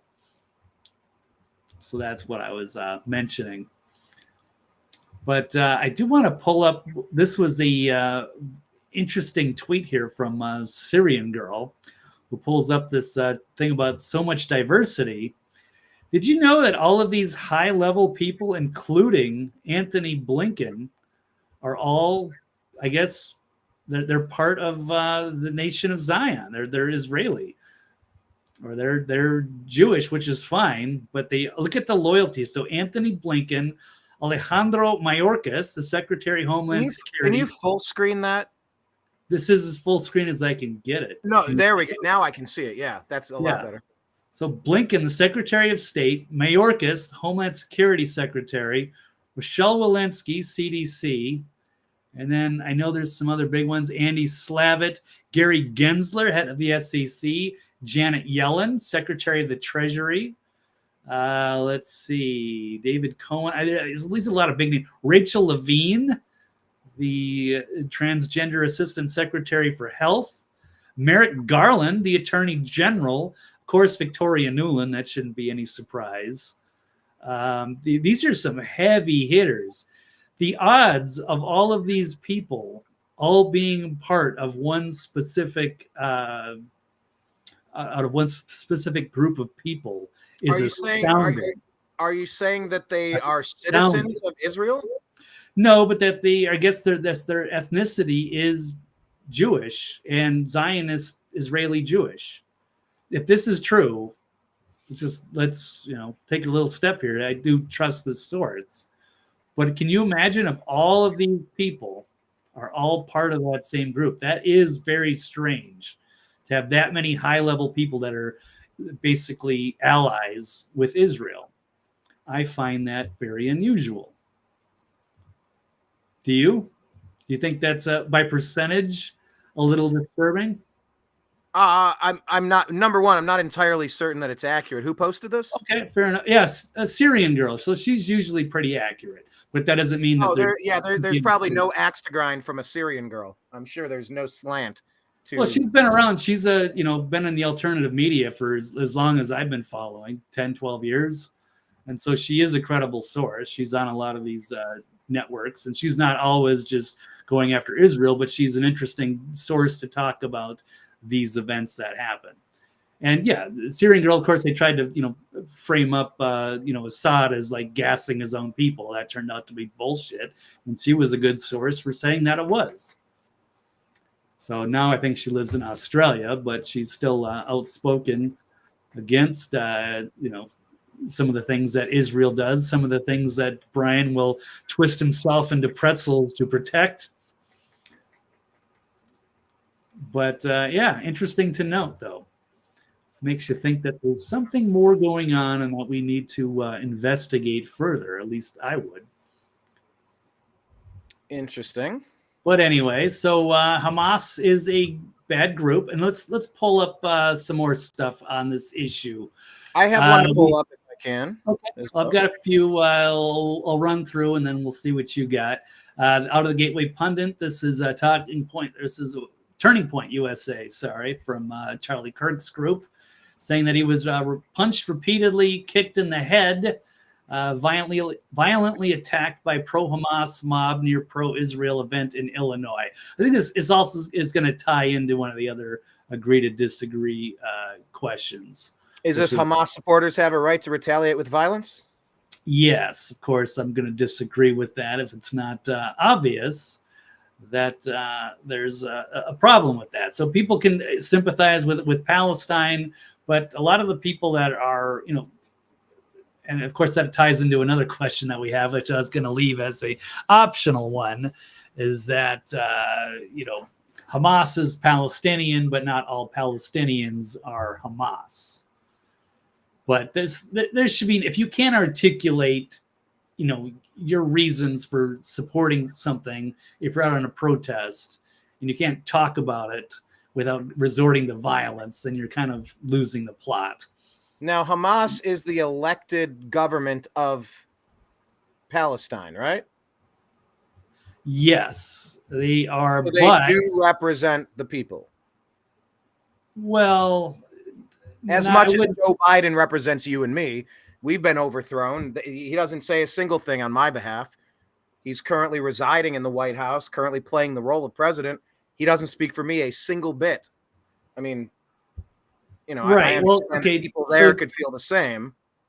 So let me pull this other article up here. Not all Palestinians are Hamas, but Hamas does represent the Palestinians out of the Federalist. And it does say polling shows that 57% of Gazans view Hamas positively, and 52% of those on the West Bank agree with them. So it would be similar to Biden if you believe the 81 million number, and that about half don't support it.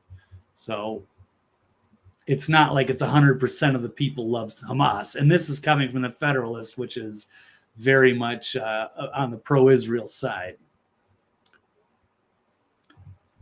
Then we have another article here. The flip side of that, though, Zionists and Jewish. That's kind of the flip side to that one. Yeah. So these are all these questions, I suppose, are going to blur together quite a bit because there's so many different angles and so many different headlines and things I can go over here. But there's another pro-Palestine mob, New York City, chanting Intifada, and there is only one solution. Blatantly anti-Semitic slogans calling for violent attacks on Jews and Israelis, which I would strongly condemn. So that's what Hamas pushes. They will never allow Israel to exist there. It's either exterminate them, remove all of them from that land, or it's going to be constant warfare. They will not get along. They will not reach a compromise. It will continue forever.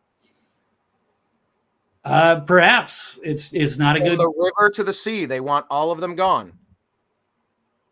Right, and that's what Zionism is. They have a country and they want to keep it. So the anti-Zionists are like, "You will be destroyed. We will hell or high water. We will nuke this whole place so nobody can use it before we let you have it." Like that's what it's all ramping up to. It's ramping up to something ridiculously catastrophic. Funding Iran funding Hamas. Nukes, It's all getting ready to turn into a glass factory. It very well that's just could. how I see it. And you've also even got like people like Mark Levin or even Benny Boy Shapiro that are saying that, yeah, that the nukes could happen. And if they have to defend themselves and use nukes, they will. I mean, that's what defense is. Yeah. And Hamas will not stop killing them. Right. But is it okay? Well, let's see. I could go on with how about, here's an interesting tweet from Stu Peters saying, Israel has the right to defend itself, which is the constant talking point we hear. But then Stu says, well, carpet bombing kids is not self-defense, which, I can kind of see that. And Brian, I'll make this easy. I know you're tired of, mindlessly defending Israel no matter what. But here's a. I mean, Blake, you're pro-Palestine. I'm pro-Hamas by proxy. No, you'll never miss a great opportunity to bash Israel, to say that they should have never got there in 48. So since that happened, what is the solution today? I mean, there's like a final solution that's really gross. That was what that Adolf guy was about in the 30s and 40s. I thought that was bad, except now then it's good. Well, no, it sounds like the Zionists are okay with that. They're the ones that want to exterminate the Palestinians. They are just destroying. They are leveling the shit out of Gaza right now. Shouldn't everybody get evacuated out of there? Build a fence, move them into Jordan, call it a day. They will not stop killing them. They're home, though, Brian. So why should they? They're have home. to leave? They keep killing their neighbors. They've kind of no, but they're forfeited not. the right That's to part of the Hamas or whatever terrorists are doing it, and not all of the people are on board with that. And you're getting a lot of innocent people that are dying there as a result. That's on Hamas. That's not. That's on the people that are pushing these attacks. Okay, so they have a right. So you're disagreeing with Stu Peters that carpet bombing is self-defense. War sucks. I hate war. That's why the Abraham Accords were awesome. What Trump brokered was peace. This is what we have with Obama, Biden. We have chaos. Obama studied in Indonesia. Obama, a Muslim sympathist, over and over. And I have a Karine Jean-Pierre story that I want to pull up when you're done with your stories. But, I mean, they showed their true colors yesterday, and then they had to come back tail between their legs trying to, their masters told them you may not say such things. They did a complete 180 today. I'll show you in a second. But, no, I want everyone to stop killing each other. And it's Hamas that keeps doing it from the river to the sea. Like, you guys, you may not exist here. What happened in 48 was an abomination. Get out. Okay, well, I guess you can't play nice. Yeah. Go to Egypt. So you think Israel plays nice? Right. Else. So you want to say that Israel plays nice and that they're really kind to their neighbors, and it's just a one-sided affair. So I feel like we had several years of peace. And 1,400 were slaughtered the other day. So you know what? Eventually, enough is enough. Here you go, Brian. This will make it easier for you because this is the translation here. Anytime Israel blows up a school, a hospital, a mosque, building, police station, shop, resort, restaurant, street, house, factory, it's always a Hamas base, and they never do wrong, and they always have a right to defend themselves. I don't think Israel was blowing much of anything up for the past couple of years when they were working under a peace arrangement, but they refuse to acknowledge that they have a right to exist. It's very Hitlerian. I thought that was a bad thing, but then people that want to just isn't that what they're doing right now? So you don't think Levin and Shapiro are Hitlerian? Want to stay in the country that they grew up in. They're called Zionists. Like it's a 4-letter word. How dare they keep the state that they woke up in 70 years ago? It was created. Yeah, maybe, 75 years ago. People didn't really like the Zionists back then until, all the awful Hitler stuff and then, concentration camps and all that. And then they gave them their own homeland. But, they could have been like Trotskyites, part of the Bolshevik Revolution, the Russian Jews, and then they were given that land. And so maybe they're not all that good of people. And it should be viewed with some skepticism. You're saying that matters. The type of Jew matters. Yes, it's very. But I'm saying it's another one. Zionists are all Jewish, but not all Jewish are all Zionists. And Brian, we've gone over this stuff, and you're going to pretend like you haven't seen that from the regular from the Orthodox Jews that do not support the nation of Israel and do not support what the Zionists are doing. Yeah, you could pull up a video of a couple people that have that opinion, of course. A couple of people. I've seen that. You think it's only a couple Those of people? are the ones that you go to every time. Come on, Brian. Just come on. Do us one favor. Just admit it, just a tad, that what Israel does. You will not say that they have done any wrong, that they are completely wrong, absolved of any wrongdoing that's ever happened there. So they have not committed I don't think that was the statement I was making. Okay. I was saying that when you negotiate with people and you have years of peace and they blow away 1,400 of your people, babies or not, beheadings or not, rapes or not, 1,400 dead people is enough to go apeshit on somebody. And enough is enough at a certain point. Yeah, that's where I'm at. Okay. I mean, very straightforward. I've been pretty clear on that. And maybe in 48 it wasn't the best idea. I don't know. I don't know everything. I just know the world we woke up in. You know that Zionists are a different faction of Jews. Do you understand that Judaism and Zionism are not the exact same thing? How about this one? Here's Nikki Haley we tweet. pulled up the definition of Zionism, and it was just people that want the state of Israel to continue existing. And what is your definition of the word Zionism? Well, and here we go. How about let's take another look at just to define the terms a little bit. Here's what Stu Peters is saying: Zionism is Jewish supremacy. Anti-Zionism is not anti-Semitism. And you've supremacists. You have Jewish supremacist genocide and open-air murder of children sponsored by the U.S. taxpayers. Also got another one here from Michael Tracy calling out Nikki Haley, who's saying anti-Zionism is anti-Semitism. And Michael Tracy is saying that amongst most ardent early opponents of Zionism were themselves Jews. That remains true today. It's not a couple, Brian. It's pretty much all of those different factions. But Nikki here... So you're saying all of what factions? The Orthodox Hasidic Jews are not part of the Zionist Jews that run that part of Israel. Zionist Jews are different than the regular. Yes, there's two very, very different groups. And I'll take it again. Zionism is we settled on last week. Supremacy. So in certain ways, the definition we settled on last week had not. The word supremacy was not in there. Well, it was not on Wikipedia, no. The state of Israel as it is. But supremacy is a totally different accusation.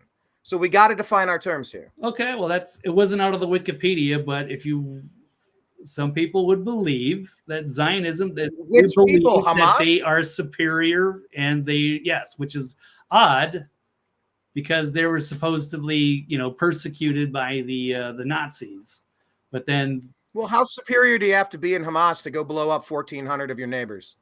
To think you have the right to kill them and they shouldn't exist because you're so supreme.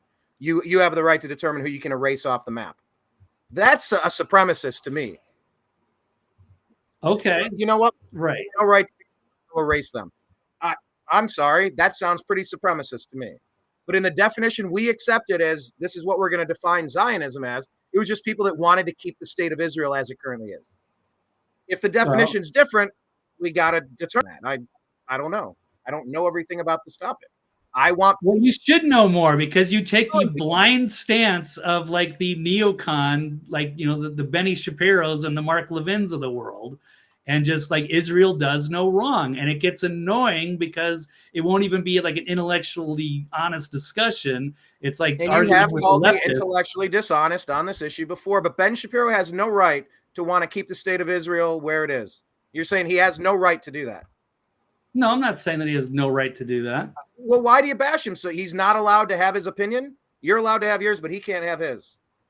Well, he can have his opinion, but he can also be wrong. If he's, connected with Bibi and Israeli intelligence and he's pushing war propaganda.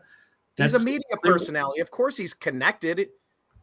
You think, come on, it's a lot higher than that. Down with Vladimir Putin. Who? Tucker's trying to do a sit down with Vladimir Putin. He did a sit down with Trump. Media people are connected with political figures. He's been on O'Reilly. He's been for a long time, and he's got like his Israeli contacts. So that's kind of a big. He's in far more deep than you're willing to admit here, Brian. It's not willing to admit. I mean, what are we even talking? What is the topic at hand right now? What do you think? What do you think about? Ben is more loyal to, America or Israel? Let's invite him on the show and ask him. I don't know. Yeah, I don't watch him. I catch a clip here and there. Why do you defend him so much? Defend him so much? You constantly call him Benny Boy, and I'm like, I don't know what's wrong with him. How dare he want to continue Israel existing? I don't see that as a radical position, but I don't listen to everything he has to say because I don't listen to him all the time. Okay, well that's fair enough. Let's invite him on the show and let's hash it out with Benny Boy, as he's called. Dear Mr. Boy, we have a few questions for you. Would you kindly join our program at 3 p.m. Eastern this Thursday? Be there or be square. Yes, Jocelyn, the Khazarian Mafia. That's really what this is the crux of, right? That's kind of the core of this entire issue. This whole Khazarian Mafia. Khazarian Mafia. Yeah, people think it's part of that whole the Jewish conspiracy or what have you. It's the these Zionist Jews that have taken over Palestine. And now there are allies supposedly, but they have just been creating problems. I'm not saying they don't have a right to exist. I'm not saying they don't have a right to defend themselves. Isn't Palestine in Jordan? Why do they keep calling it? I thought Palestine was a part of Jordan. It's part of that whole area. I don't exactly know where the lines are drawn or how they've been drawn for thousands of years. So there's just been these peoples that have existed there, and it was a different spot in the Ottoman Empire, Roman Empire, and after the United Nations gave them the land. So it's evolved. But people are skeptical of Zionism, and I am too. That doesn't mean I'm an anti-Semit. I'm not anti-Semitic. I don't know. But if you're anti-Zionist, you're against them having their state of Israel. That's the whoa. I didn't know what Zionism is. Zionism is wanting to keep the state of Israel. So if you're anti-Zionist, you want them out of Israel. Well, no, they haven't gotten along well with their neighbors. It's been an issue. Wait, Israel's causing the problems. They're the aggressors. You're saying that's hilarious. They have been. Oh, you think are they completely innocent? Can't you say both sides? Nobody's innocent. No, come on, you can't say both sides. Come on, Brian. Can't you say they have done some injustices towards the Palestinian people? You don't think that that's happened at all by pushing them into that God? They have no First Amendment, no Second Amendment, no Fourth Amendment. They're in that open air prison. It's their land too, and you expect them to all have to go. They have to leave and be accepted by Egypt or some other country. They've got to leave their homeland so that the Jewish supremacists can have it all. Is that right, Brian? Supremacists. And that they can just carpet bomb it and turn it into glass. Right. All right. Well, they have a right to defend themselves, right? So, yeah. I mean, if we had 1,400 people slaughtered, which, by the way, when the lights go out and these foreign invaders activate, you guys better all be ready for what's about to happen. I fear that 1,400 is going to be like child's play. And I think any of you that are freedom lovers and constitutionalists and quasi-libertarian, quasi-Republican, anti-Democrat, anti-establishment, we're all on lists and they have our addresses. When the lights go out, you better be ready. Because I think what's coming here is going to make 1,400 look like child's play. But if we got attacked by a force that took out 1,400 of our people, give me a break. You know what happens next. And was Bibi involved with it? They're getting ready to throw Bibi out. Oh, how stunning that this happened right at the time when he was about to get thrown out of his party and lose all of his power. Was Bibi involved with 9/11? There's a lot of backstory to these issues that we could definitely delve into. I accept that. 100%. This is not all right. This is another one of our questions of the day here is was the IDF ordered to stand down and let Hamas attack? And now Israel wants a full-scale war to fulfill decades-long plan for a greater Israel. So why not let 1,400 people die? Because it takes the pressure off of Bibi, and then he can make a big power grab, stand down for 6 hours, let chaos ensue. And then they have a reason to go in, exterminate their enemies, and create the greater Israel, where they can reign supreme, and they won't have any Palestinians left in the country to deal with.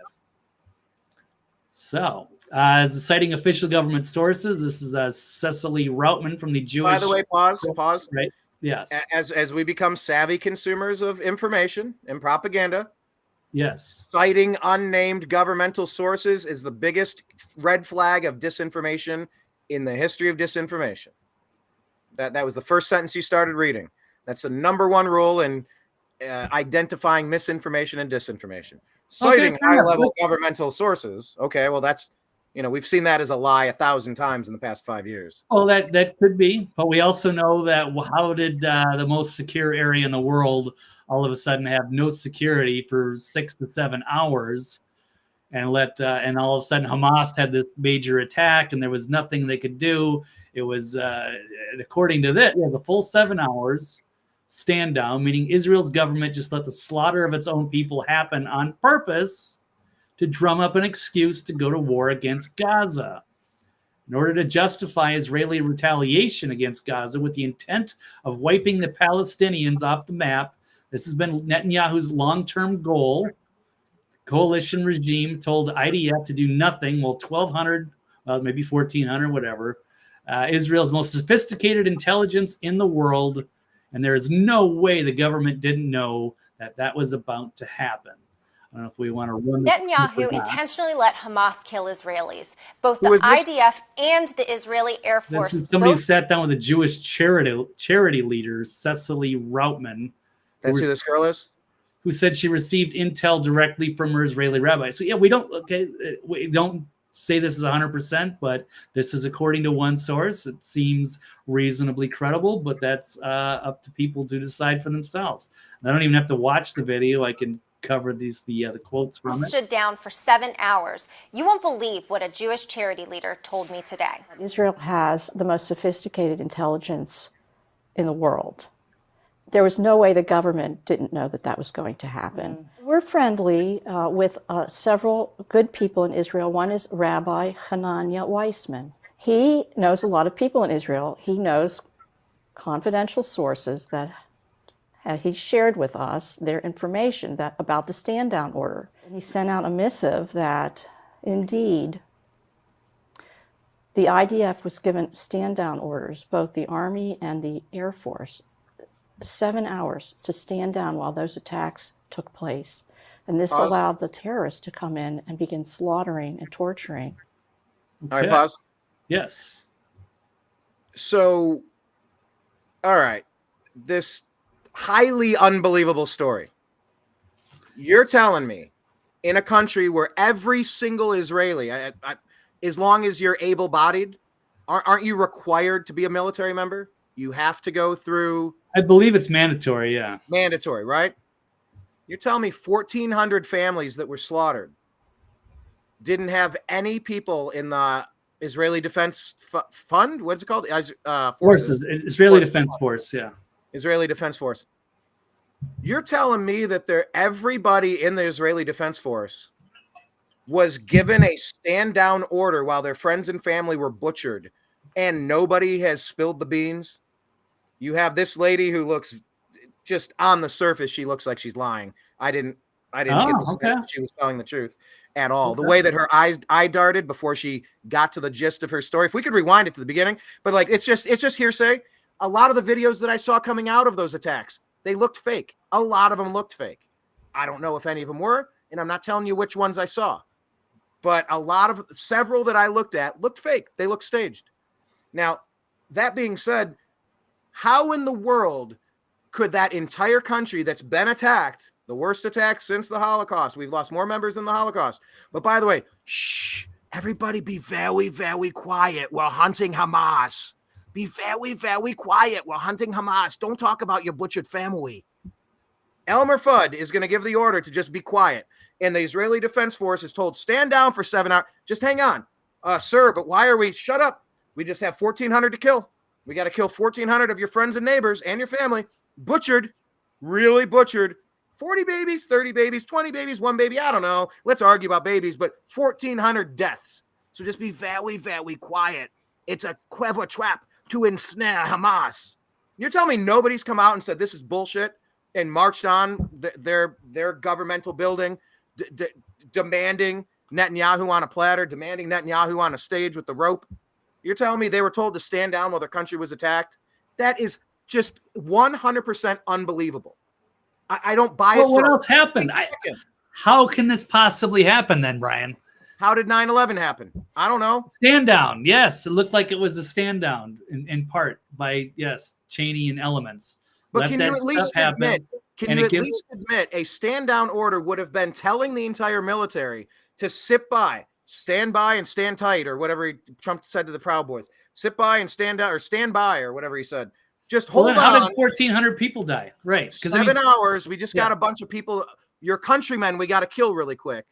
So just hang tight. You're telling me they were all told to stand down and nobody rose up and nobody's spoken since? That's not even believable. There's no realm of possibility where the entire military and everyone in that country is in the military. They all just went along with it for the greater goal. No way. It just doesn't even make sense. It's on its surface, it's ludicrous. Okay, Brian, then how does it make sense that 1,400 people died? It wasn't like one big explosion. It wasn't like 9/11 and 3,000 people were in the buildings. It was like a lot of different killings in a big area, piecemeal. So how did that all happen? And there was no defense in the most secure place in the world. With the best. We keep saying it's the most secure place in the world. I mean, it's up there, I guess. So why is that so hard to believe that there was a stand down? So the military did not act. And I've seen there's actually some protests against Netanyahu, but the protesters were roughed up pretty hard in Israel for trying to, stand up for Palestine or questioning the regime. It's pretty heavy-handed there. So people like to criticize Putin, but Netanyahu is equally as ruthless, if not far worse. So no, let's get to the bottom of it. If Bibi was behind this, he should pay dearly, immensely, the ultimate. Anybody that's behind any false flag, whether it's a Lusitania, 9/11, almost the Bay of Pigs, Gulf of Tonkin, go down the list, Pearl Harbor. Oh, well, here, let's go down the list because I've got a meme for that. So your government lied about the USS Maine to start war with Spain, lied about the Lusitania to get us into World War I, lied about Pearl Harbor to get us into World War II, lied about the Gulf of Tonkin to get us into Vietnam, lied about killing babies in the incubators for the first Iraq war, lied about WMDs to start the second Iraq war, lied about Gaddafi, get us into war with Libya, lied about chemical attacks to keep U.S. troops in Syria. But now, all of a sudden, they are telling the truth about Gaza being leveled and the stand down in Israel, and we're supposed to believe that. I've got more memes, people that trust the government getting peed on. Imagine what they're doing behind your back. So here's your Simpsons one when people ask me why I don't trust the government. Read them all. MK Ultra, Operation Northwoods, Operation Paperclip, Operation Fast and Furious, Mockingbird, Tuskegee Experiments, Waco, Ruby Ridge, JFK, NSA spying, Building 7, Gulf of Tonkin, Chicago black sites. We got Gary Webb, Oklahoma City bombing, Event 201, January 6, Russiagate, Jeffrey Epstein and Ghislaine Maxwell, Nord Stream, Whitmer plot, Preacher from Jekyll Island, PatCon, Patriot Act. The list goes on and on and on. What else do I have to say? We didn't start the fire. Yeah. So, have you heard the Fall Out Boy cover of We Didn't Start the Fire? I can't remember if I started to. I don't remember. I'm not. Right. I'll recommend that everyone check it out. It's decent. It's actually kind of well done, and I'm surprised it took 30 years for someone to do it. They updated all the phrases and stuff. It's pretty good. It's pretty good. Okay. So let's find out what's going on. I don't want to be involved in another world war. I want people living in peace, and I'm sick of this shit. We're both sick of it. We're all sick of it. All right. Yes. I'm sure Justin Amash is sick of it too. He reveals that his Palestinian Christian relatives were killed in an Israeli airstrike on the Orthodox church compound. So he revealed multiple members of his family killed St. Porphyrius Orthodox Church's compound. The Palestinian Christian community has endured so much. Our family is hurting badly. May God watch over all Christians in Gaza and all Israelis and Palestinians who are suffering, whatever their religion or creed. So that's awful. And this has happened before. We've got Israel tweeting, then deleting videos showing deadly strike, which hit ancient Greek Orthodox Church, which is horrible because a lot of people, they're homeless. So they're trying to leave and they're not able to get out. And they seek refuge in a place that they can trust, like a church. And then it gets bombed into oblivion by Israel. And then I don't think you're going to hear anything from Mark Levin or Benny Boy Shapiro about stuff like this. So that's just awful. These are the horrors of war. And here's another one. Israel's already attacked hospitals and healthcare facilities in Gaza 51 times. That's right, the horrified United Nations. So, so Brian, can you admit at all that maybe Israel has done some bad things, that they haven't, played that nice with some of their neighbors? People die in war, which is why I'm against it. See, Brian, this is the Brian doing the mental gymnastics of just casualties, never just collateral damage, and wars sucks. I hate fake wars. I hate wars that are manufactured. I can't stand any of that shit. Can't stand it. Oh, Brian, I'm just trying to get just a little bit. You won't admit just anything, huh? It's amazing. I know I didn't want to talk about this stuff. Admit what? I didn't do anything. Squirm, but come on. I didn't do anything. I don't need to admit shit. I didn't do anything. Do you think Israel has ever committed a war crime? What is a war crime? Oh my God, what is a war crime? Jeez. Well, that's like a hate crime. Oh, you kill a person, but you kill a person extra because you hate them? You kind of hate them if you kill them. If it's not completely accidental, like the term hate crime is ridiculous. It's always been ridiculous to me. It's more of a murder because it was hateful. Oh, so you can murder this guy hatefully, but that's not a hate crime? No, see, they had the same skin pigment. That's it's the dumbest shit. Oh, it's a war crime. War is a crime. War is like the most vile, nasty, base instinct of the animal kingdom. It's ruthless. It's disgusting. And if it's not in self-defense, it's trash. Okay, so if you blow up a church or a hospital and innocent people die, and then you go, oh no, it was a Hamas base. No, there were tunnels underground. It was Hamas. It was something. They're storing weapons there, right? But they do hide there. Maybe not every time, but sometimes. Human shields. We had nothing we could do. But that does happen. A lot of it's bullshit. I know that happens. I condemn Hamas, but I'm also deeply skeptical of the Zionists, and I've seen them commit war crimes, and it disgusts me that there's a double standard. And I'm a little sorry, Brian, that you just cannot even admit just this much. Like you're gonna get disinvited from the GOP or something. Like you're gonna be excommunicated from anything with the neocons or big plans with Glenn Beck or the Daily Wire, and they're gonna say, no, Brian, you admitted that tiny little amount that they may have been involved in a potential war crime one time, and they're gonna be, no, you're cut off, you're done. Anyway. So here we go. Kenneth B is saying it's the Minnesota in you, Blake. I don't know does that mean I'm a passive aggressive? Because that's usually about yes, the Minnesotans. We're well known for our passive aggression. Are you? Okay, some Kyle Becker. Go for it. It's your turn. I've had the floor for a while. What's that? You haven't seen him in a while? I said I've had the floor for a while, so you can go ahead. You can share some stories. Yeah, I just found this interesting. KJP. Karine Jean-Pierre. She takes heat after an insensitive remark on Jews, claims she misheard the question. White House press. Let me play it and then read the explanation. I think this is her backtracking. I don't want her backtracking. I want his level of concern right now about the potential rise of anti-Semitism in light of everything that's going on in Israel. So a couple of things. Here, let me just make sure I didn't talk over that. Make sure we get the whole question from this lady and watch what she does. His level of concern right now about the potential rise of anti-Semitism in light of everything that's going on in Israel. So a couple of things. We have not seen any credible threats. I know there's been always questions about credible threats, and so just want to make sure that that's out there. But look, Muslim and those perceived to be Muslim have endured a disproportionate number of hate-fueled attacks.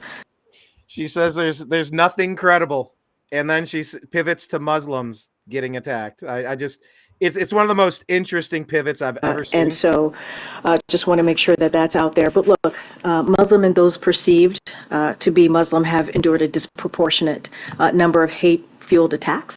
And certainly President Biden understands that many of our Muslim, Arab Americans and Palestinian American loved ones and neighbors are worried about the hate being directed at their communities.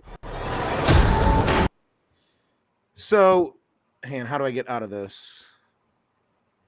There we go. Oh, where'd it go? There we go. So White House Press Secretary Karine Jean-Pierre has an excuse for making an insensitive remark regarding Jews in the aftermath of the Hamas-Israel war. She, quote, misheard, end quote, the question, or so she claims. She was asked how worried the Biden administration was about rising anti-Semitism and said there's no credible threats, and then changes it. Where is the second video, though? There was a second video. Oh, maybe, okay, in a statement. I did mishear the question, she claims. As I have foot stomped many times from the podium and on the air, anti-Semitism is an abomination that this president has fought against his entire life, and I feel strongly about that work. That's why in the briefing room, I have blasted the repulsive increase in anti-Semitic rhetoric, conspiracy theories, and hate crimes in our nation, calling out that tragically, this is a rising threat. KJP says she would leak an exclusive for not doing her job. Anyway, there was a second video. I thought it was going to be queued up here. Might be there, right? No, this is What a Week Answer. That's the same one. But there was one where she walked it back. I think I tweeted it out. Follow Blake. He's on Twitter. He's at TV's Blake Walley and the New American Media. American_media_. Oh, I hope I tweeted. I hope it's right here. Right before all this Speaker of the House. I don't think I did. Doggone it. But anyway, she came out and it was like, if you've ever seen a dog that's been scolded for, pooping on the floor or something, the complete 180 that was done, her handlers shook the shit out of her. And she came out the exact opposite of what she did the other day. It really was straight out of the Obama playbook. It was take anything and turn into sympathy for Islam. And it's just in the Islamic world, there are caliphates. There are particular people of that faith that want the entire globe to be dominated by that. And it's just so interesting to watch this mouthpiece, the spokeshole, as they've been called, these not speakers, what are they called? Press secretaries, spokesholes. Yep. Yeah, this is one of my favorite terms. But yeah, if you get a chance, try to search for it. It's an interesting backtrack. Katie Cat says Mossad never misses anything, but this one time. And Jeffrey Epstein didn't kill himself. Yeah. Jocelyn, how? Bibi declares war on citizens with the jab. Oh, yeah. That's right. They were forced to take all that stuff. And there's huge news that's coming out of there, but I don't think we can even talk about it, Blake. I think that's a subject we can't even cover. Did you see what came out? The DNA inside of all these things, it's called them adulterated, which means alleged. Now they can be sued directly because they've adulterated with DNA. Cancer-causing DNA is the accusation that has been made. By the way, go to CISA.gov/rumor control if you want to learn about elections, and WHO.int and WHO dot something. Go to the World Health Organization site. What was that last one? Pull it up. I didn't finish reading that. Yeah, CDC.gov/vaccine. So, yes, they need to close war on Hamas. Yeah, so Bibi pushed it on all of those Israelis to get that jab. They were the most highest. What's that? They're amongst the most highest vaccinated countries in the world. Mm-hmm. Then he declares war on hummus. Then the result is a war with Iran. Then Israel gets reduced to rubble, and Bibi gets new digs in Ukraine with Zelensky's billions, new Israel. All right, wow, that's a next level. Quite a few jumps there, Jocelyn, but I like where you're going because it's all so crazy. We might as well. Well, he's saving himself too. Yeah, before he gets thrown out of office and disgraced. And it's easier for him to just take in it. And it's also good for our military industrial complex, because if we're not going to, if they lose popularity for Ukraine, then they can dump it into Israel. It's a win-win situation. Yeah. It's lose. You just got to do a stand down. You let a few hundred thousand people die or whatever. It's Machiavellian. It's ends justify the means. And that's, they loved Hamas. That is an extreme group, and they can use that as an excuse to go after him. That was out of the WikiLeaks. Yeah. Oh, Dreamer Ultra says, yeah. And to think we were within one crazy Supreme Court ruling of forced worker jabs mandates with crazy appointees of late, not too far off. What was Katie's last one about IDF? There we go. She says many Israelis prior IDF. Are you saying prior IDF members are saying the same thing, that this was a false flag? But I'm talking about the current. That was out of the WikiLeaks. If the whole military was there and they're told, hey, all right, it's General such and such. We got a major event over here. We need you to just hang tight for like 7 hours. Just play some more PlayStation. Why don't you go out for a smoke, have a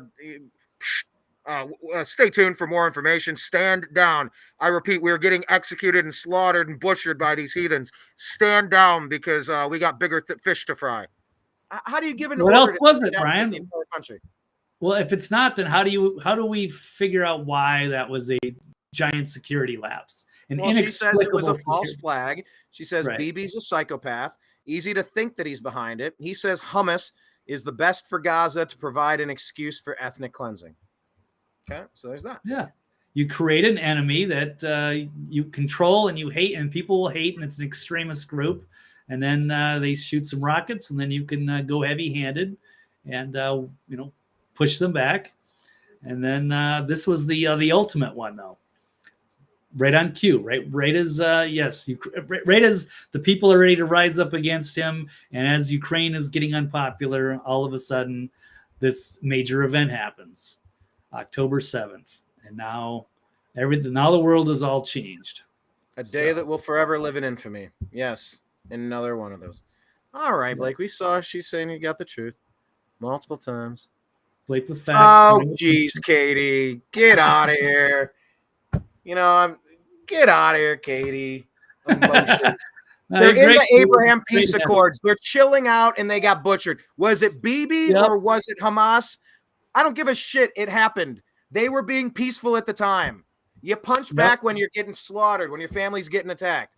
Yep. So now you can just carpet bomb the shit out of them, and it's all good. It's all fair game. All right. So Jocelyn says hummus was created by the Israeli government, who was created by the Rothschilds, who are the Khazarian mafia. Carry on. Yeah, I think it all comes back to the Khazarian. So the Khazarian mafia, they're in Kazakhstan. Is that what's going on? I think that's where, like the original. Kazakhstan, Khazarian. Yeah. And they're the ringleaders behind everything that's wrong on the planet, is what I think it started with the Bolshevik revolution, and they were like the Trotskyites, and they sort of took over, and then they were calling for this land in Israel, but they were, people were skeptical of them. They weren't well received, and they didn't really take care of their people. But then they wanted to go into Palestine and then claim that land for Israel. And that's where all the Zionists came from. I believe it's roughly something like that. There's a lot of chalk about the Khazarians, and when we need to find out who's behind all this shit, all right. But it's not an anti-Semitic thing. I just want to make sure it's not anti-Semitism. So you're saying it's not anti-Israeli. No, it's not anti-religious of a Jewish person in the Jewish faith. Yeah, I don't have any issue with peaceful people that practice whatever religion. I don't care. You don't think that the God of the Old Testament is very different from the God of the New Testament? Oh, yeah, it could be. Go ahead, Brian. You can educate me on that if you'd like. But I still don't know if that justifies anything that the Zionists are doing. And what if they are like the Jewish supremacists? who are using U.S. as an ally, using our weaponry. Yes. Oh, Brian. Katie Cat says that I am triggered. Years of ethnic cleansing and brutalization. Full historical context explains the conflict. Yes, there will never be any peace as long as Israel exists. That's where we're at. There will never be peace. That. I know Brian can't give in. He's been indoctrinated for so many years with the Rush Limbaughs and all of the neocons. You've come around a long way, Brian. I mean, we all have, to some extent in the post 9/11 world, but you were definitely a strong, Bush supporter and a neocon, and you have gone along. You've always liked the Glenn Becks, the Limbaughs. And you've gotten a lot of. Are you anti-Rush Limbaugh? No, I'm not. But he was 100% pro-Israel. Like Israel can do no wrong. Even when they do wrong, they didn't do wrong. It must have been somebody else that caused the problem. It's always a right to defend themselves. It's always the same few talking points. What is Deb saying? Bible teachings with Brian. What is face blue smiling with? I've seen blue twice. Bluish. Oh, what is with blue? Well, she's trying to put emojis, but they don't appear on this. They might show up on the YouTube chat, but they don't show up on our restream. So that's what that no means. I've done a show with good to see you too. I've done a show with my pastor uncle. He's a Baptist preacher. I did a debate on your show with Pastor Bruce. Uncle Bruce, Pastor Bruce Engelman. Yeah. I mean, he knows more about this stuff than I could ever hope to learn in 50 years. He has his perspective. You have yours. But yeah, I couldn't even claim to know. Yeah. Isn't he? He's a pretty strict Baptist, pretty much a straight up, King James Bible is the word of God. And without apology. I'll let him speak for himself. But yeah, I mean, he is Baptist. And yeah. But yeah, the Quran speaks for itself and the Torah speaks for itself. Sure. And, the different writings speak for themselves. I guess it's a interpretation. But yeah, I did do a show because I'm like, Bruce, Uncle Bruce, what the hell is going on? Why can't we stop this shit? Why does it have to keep going? Why can't we get out of this repetitive cycle? We're on a hamster wheel with this stuff. I just wanted to stop. It's like when they asked Trump, are you saying that you don't support Ukraine in this war with Russia? He goes, I want people to stop dying. I just want them to stop dying. And you're like, I like that perspective. Now it's pie in the sky. You got to get to how do we get there? But man, am I so sick of this. I don't care about any other country. I don't care about any other religion. I don't care. Do your thing. Don't bother me. That's when I care. That's it. I don't care. But, that's not the world that we're living in, Blake. Deb from Sac says she's so late, but she's glad she made it. Thanks for joining us. Oh, here's the Dave Chappelle story. Yeah, he got his ass handed to him. People were not happy with him. Well, some people weren't. I mean, it's hard to say because you can't. People like you would have been applauding out of your seats, giving it the old once over. I love you, Dave. Oh, I love you, Dave. You're finally saying what I've needed to say. I needed to hear this for so long. Well, it's you're my anti-Rush Limbaugh. I love you, Dave. Right? Dave, he's finally saying what no everyone's thinking. Yep. So yes, he was criticized, and also it's a divisive issue. So do me one quick favor. I just want to ponder this real quick. Just talk. Where's it at? Dreamer says war is stupid. Philosopher Boy George said that. But this is the one. Katie Cat said Zionism is a racist, supremacist political ideology. No, not according to what Blake and I looked up, and he and I define the terms as people that just want the state of Israel to continue existing. If it's racist and supremacist, that's a different definition that we haven't agreed on. Blake, did we agree on the wrong definition, or is it racist and supremacist? I tried to define the terms before we even got started. Well, they're not going to say that it's racist supremacist in Wikipedia, but it was just Katie Cat, is he bringing the facts now that he's disagreeing with you? Well, is still bringing the facts. Well, I put up the Twitter post also from Stu Peters saying that yes, that Zionism is more of a Jewish supremacism and not so much just Judaism, the religion. That was one guy's opinion. That wasn't the agreed upon definition. But a lot of people feel that way. That is not just him. A lot of people believe that. It says not a religion. Yes. that people Zionism is want not a to have religion. the state of Israel. Yeah. And then the founder of Zionism, Theo Herzl, was an atheist. Pike already spoke about World War III before a state of Israel existed. Okay. Yes. Albert Sorry, I just Pike. wanted to- Yes. So there is this, whole history of Zionism. And before the World War II, they were not held in high regard. They were, people were skeptical of them. Or it was like a, Jewish supremacists that wanted to, take over. Marxist-Leninists also as well. Did I leave that part out? Yes. Well, and also, let's not forget, in World War II, all of the African nations that signed up to help Hitler extinguish the Jews. So, oh my God, you carved out a couple of miles and said, you know what? Piss off. You beat Hitler. African nations, you went and sided with them. You were trying to exterminate their race in a genocide. We're taking a few acres. They're going to have a state. Piss off. And they refused to accept it. Weren't they the bad guys in World War II, or were they the good guys? Tell me if I'm wrong here. No, the Nazis were awful. Yes, they are. Yes, they are the And scum the of the earth. Northern African nations were siding with Hitler. They were siding with Germany. And at the end, they said, mutual "No, enemies. bam, here's a state." We right in the middle of sided your with continent." Stalin. We sided with Stalin, but we needed his help to fight against the Nazis. Was Stalin a good guy? No. So sometimes it's the enemy of your enemy is your friend. And it was a reluctant deal. So Let's talk about our friend Dave Chappelle. I've met Dave. I like Dave, but Dave is kind of wacky in some ways. Pretty militant. He likes Muriel Bowser. Dave's he's a little militant, but I like Dave. He's gracious with his time. I met him multiple occasions down in Ohio or up in Ohio, Yellow Springs, where he lives. But talk about what happened here. Deb is trying to find out. Deb from Sacramento, I'm guessing. Deb from Yes, Deb in Sacramento. Yes, it's great to have her. Hello, Deb. And yes, we'll get to this. So apparently he was doing some stand-up. There is no video because he does not allow people to bring their phones in. But as according to one report saying that he saw Dave Chappelle at the at Boston Gardens, the TD, he said it was sold out. So I would say 22,000. With the Celtics play, 3/4 into the show, he said, Wait, "Hey, hold on. Your microphone froze. You said 22,000 where the Celtics play at TD Garden. Yeah, Arena? that's a Boston TD Garden. Is that what it is? Okay. So he's said about 3/4 into the show that Dave Chappelle said that he wanted to address what's going on in Palestine and Israel. He specifically said Palestine and said it before Israel. He said what happened on October 7th wasn't right.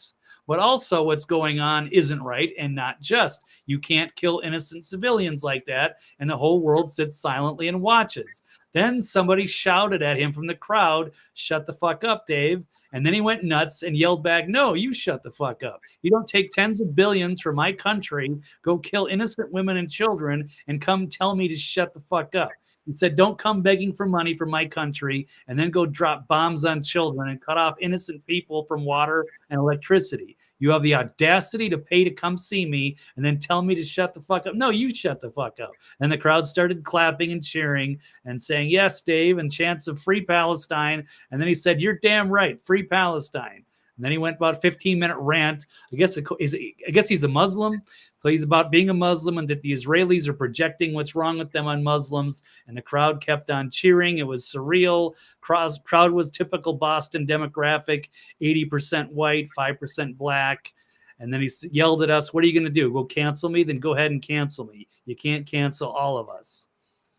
So, yeah, Dave never shying away from the controversy, jumped right in and gave his opinion, although he says it's not right by October 7th. It's also not right for us to, fund a war and killing innocent women and children and cutting them off from water and electricity, which is also a war crime. But Brian will make excuses, I'm sure. It's okay because they were at first. It's justifiable, right? War is a crime. War is a crime. It is. War is a crime. Right. Yes. Well, a hate crime. A crime is a crime.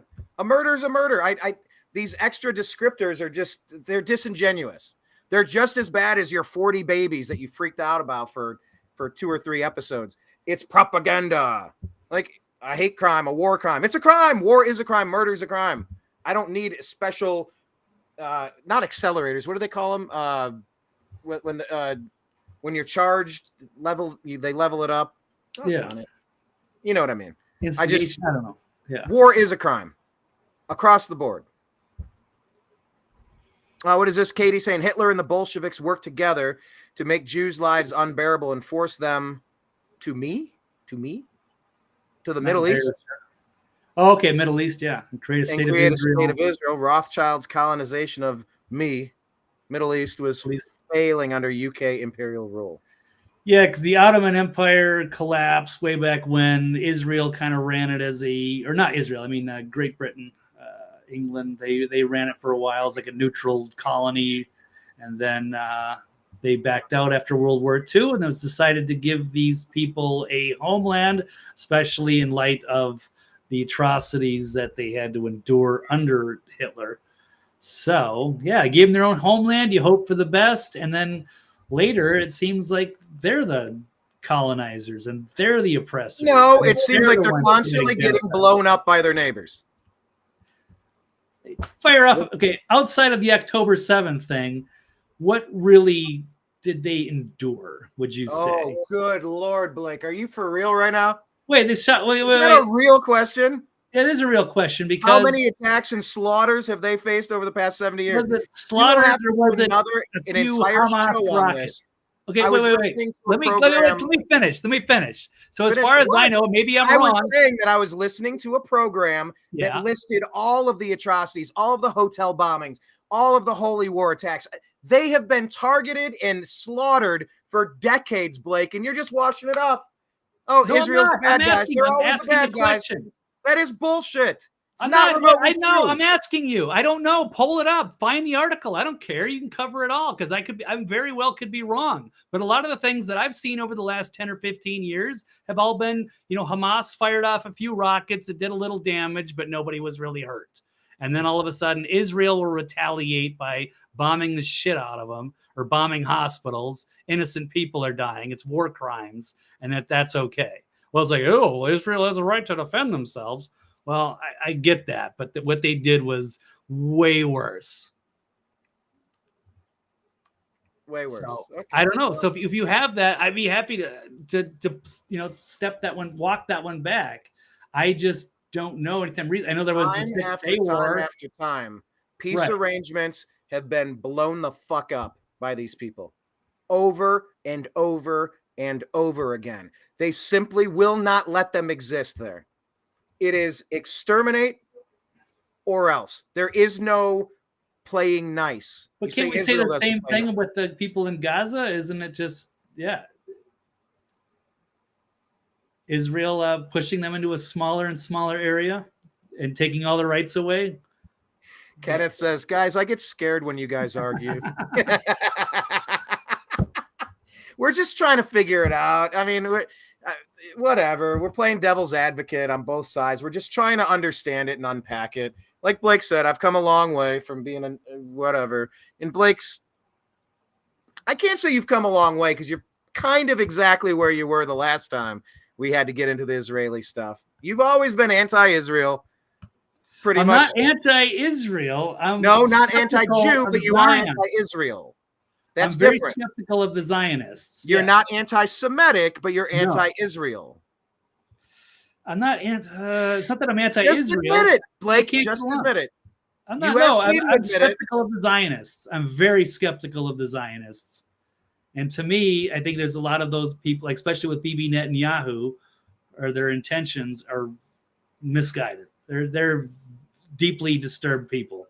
They are no better. They are just joined at the hip with the neocons, the Dick Cheneys, the Rumsfelds, the Project for the New American Century types, the Lindsey Grahams, the John McCains, and then the top people of Israel and their intelligence agencies that have infiltrated. Yes, and we've pulled up that graphic before showing how many Zionists we have within our own government at the very highest levels. That is disturbing to me. Now, are these Zionists that are racist? And what was the other negative term that Katie? They could be. What were the two words? Racist and I don't know. Supremacist. Racist, or these are just people that want the state to exist as it is.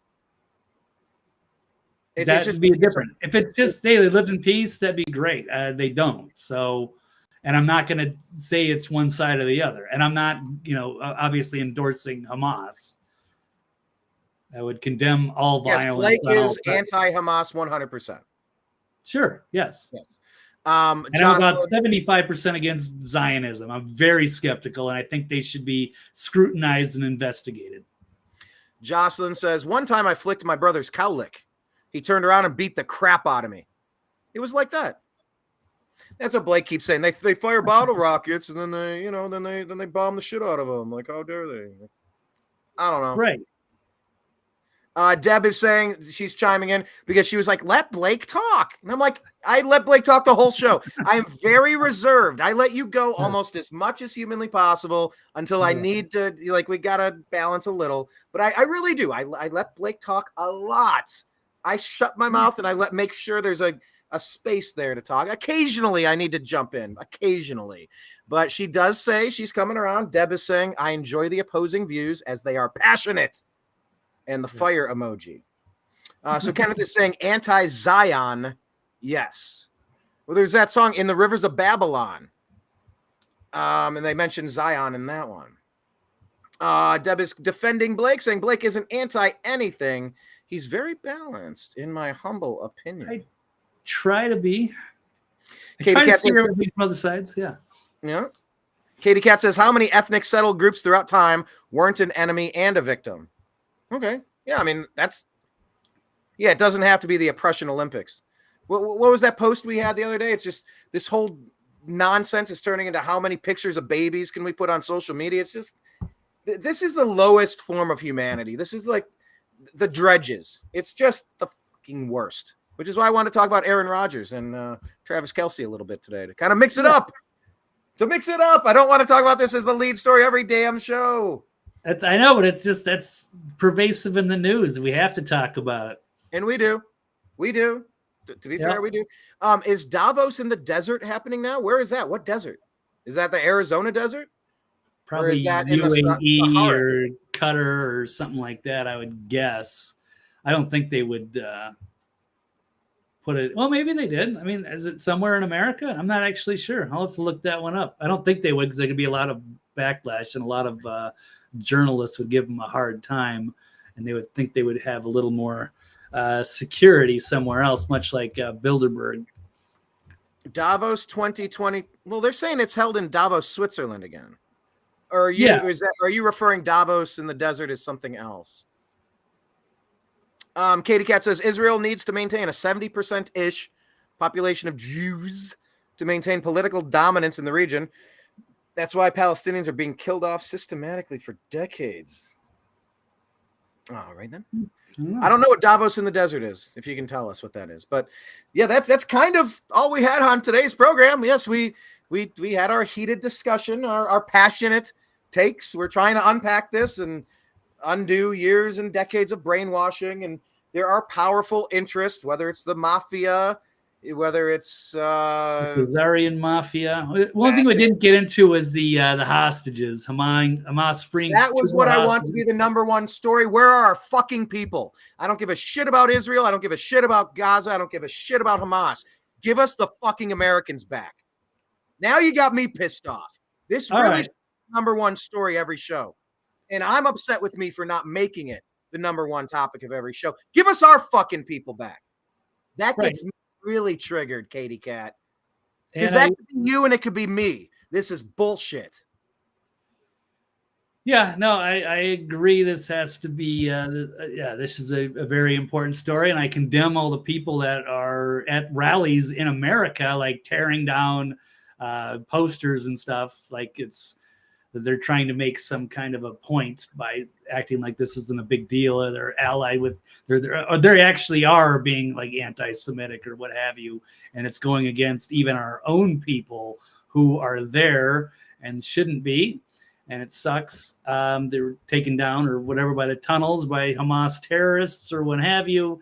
Here's another one. Investigation revealing Hamas terrorists offered $10,000 and an apartment to those who brought hostages back to Gaza. But it's Also, we got another one we got freed Hamas hostage describing spiders webs of tunnels beneath Gaza. I think she's actually from Israel. I'm not sure if she's, okay, yeah, her name is, that's very, I don't even know how to pronounce that. It's very Yiddish, but an 85-year-old lady. Here's a kind of this is an interesting one because according to some publications, she was, beaten and tortured or what have you. She was finally released, 85 years old, along with her 79-year-old neighbor, making the third and fourth people of the more than 200 people kidnapped to be set free. Her husband still being held hostage. But then you have this really weird video where it appears, and we could call it Stockholm Syndrome, perhaps. But here she is, this lady, the elderly hostage. This is where it's kind of like was she really beaten and tortured? She acts like she's actually was treated pretty nicely. And I do have that story as well. Actually, if you go down even in this Yahoo post, that she wasn't treated too terribly. They fed her, they took care of details. They had a doctor, they had a paramedic underground. The facility was clean. It was obviously a horrific ordeal, but it wasn't terrible. And then here she is being released by Hamas, and she turned back to like fist bump or shake hands with the Hamas fighter and said peace. So here we go. You go with this one? She shook her hand. Okay, she was released. What did they bleep out? It's hard to say. Maybe they said her. Maybe she said his name or something, and they're trying to protect his identity. It's obviously masked. Yeah, like, peace out, motherfucker. Yeah, so they did kidnap an 85-year-old Jewish woman, but they apparently treated her pretty well. And I'm not saying there is no well way to treat a kidnapped human being, Blake. Fuck off with that.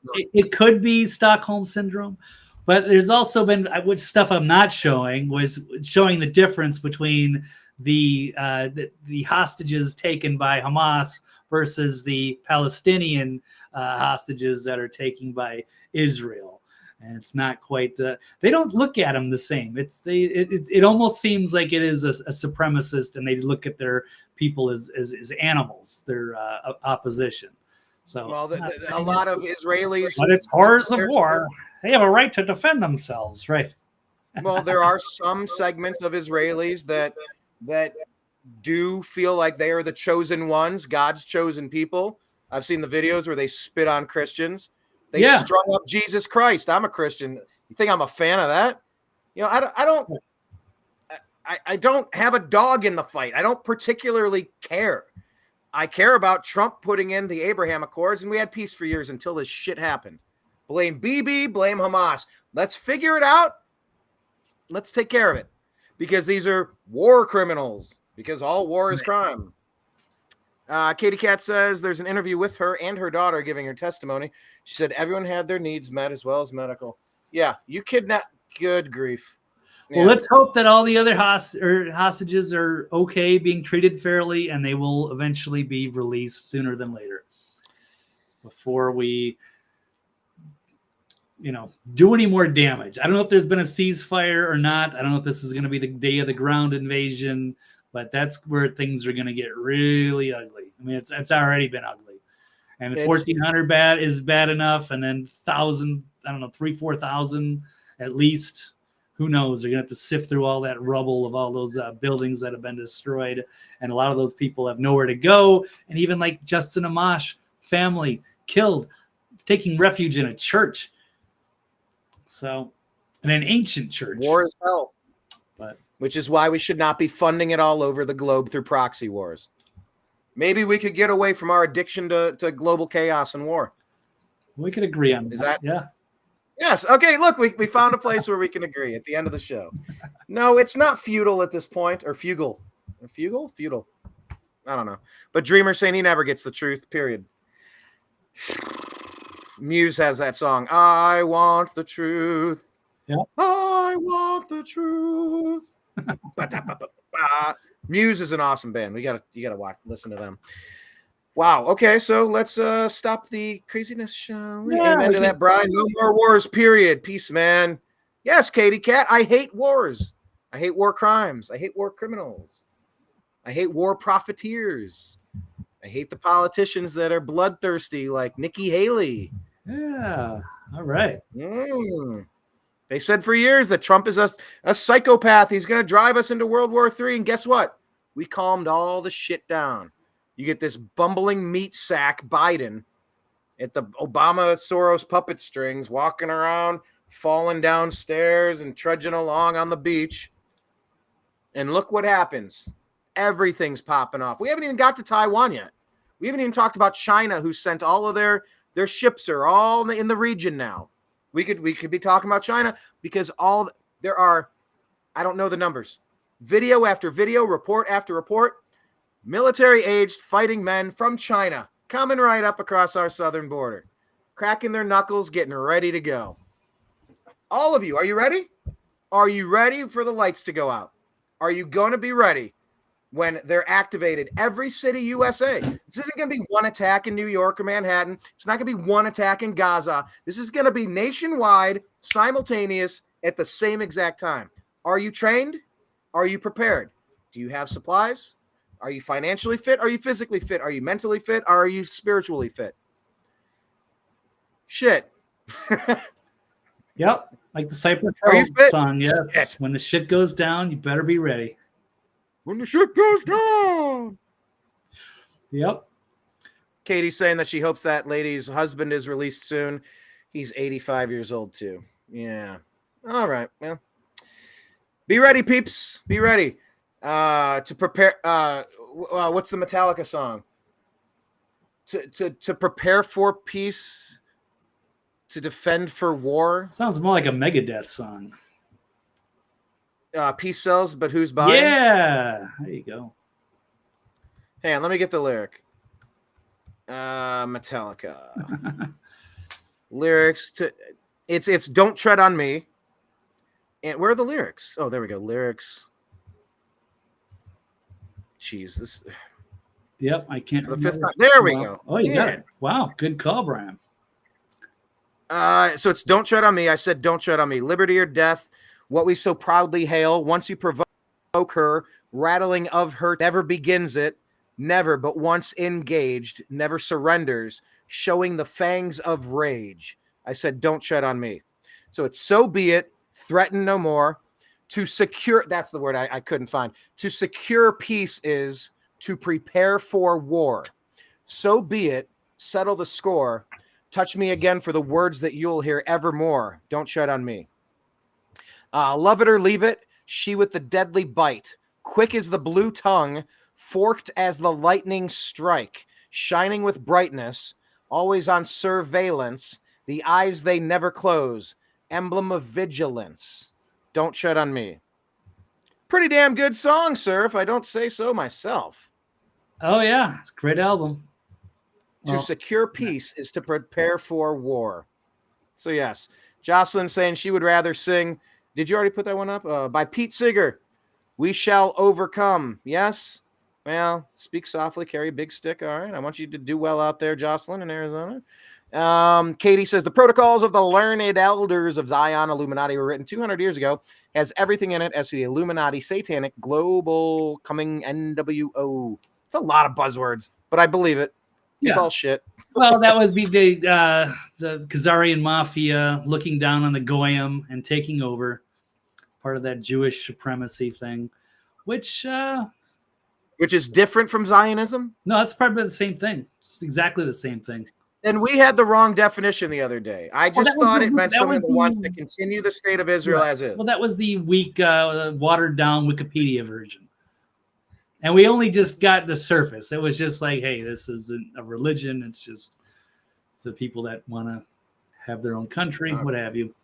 And they might be part of the Bolshevik Revolution. They might be Marxists and some white Jewish supremacists. Okay, hold on. I think we have some breaking news here. Ooh. Dreamer Ultra is telling us something has just occurred. Wow, that would be pretty significant. If that is this true? I didn't see anything when I just did a search. Am I spelling his name right? Yeah, but I don't. It's not trending that I see on Twitter. So, but I can look. I can go through some of my feed and see if there's anything breaking.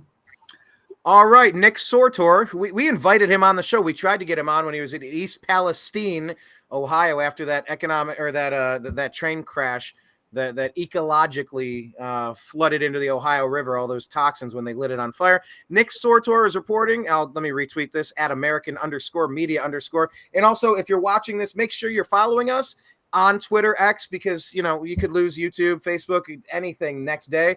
Find us in every place. But this says breaking: Byron Donalds is back in the race for Speaker of the House after Tom Emmer drops out. Wow.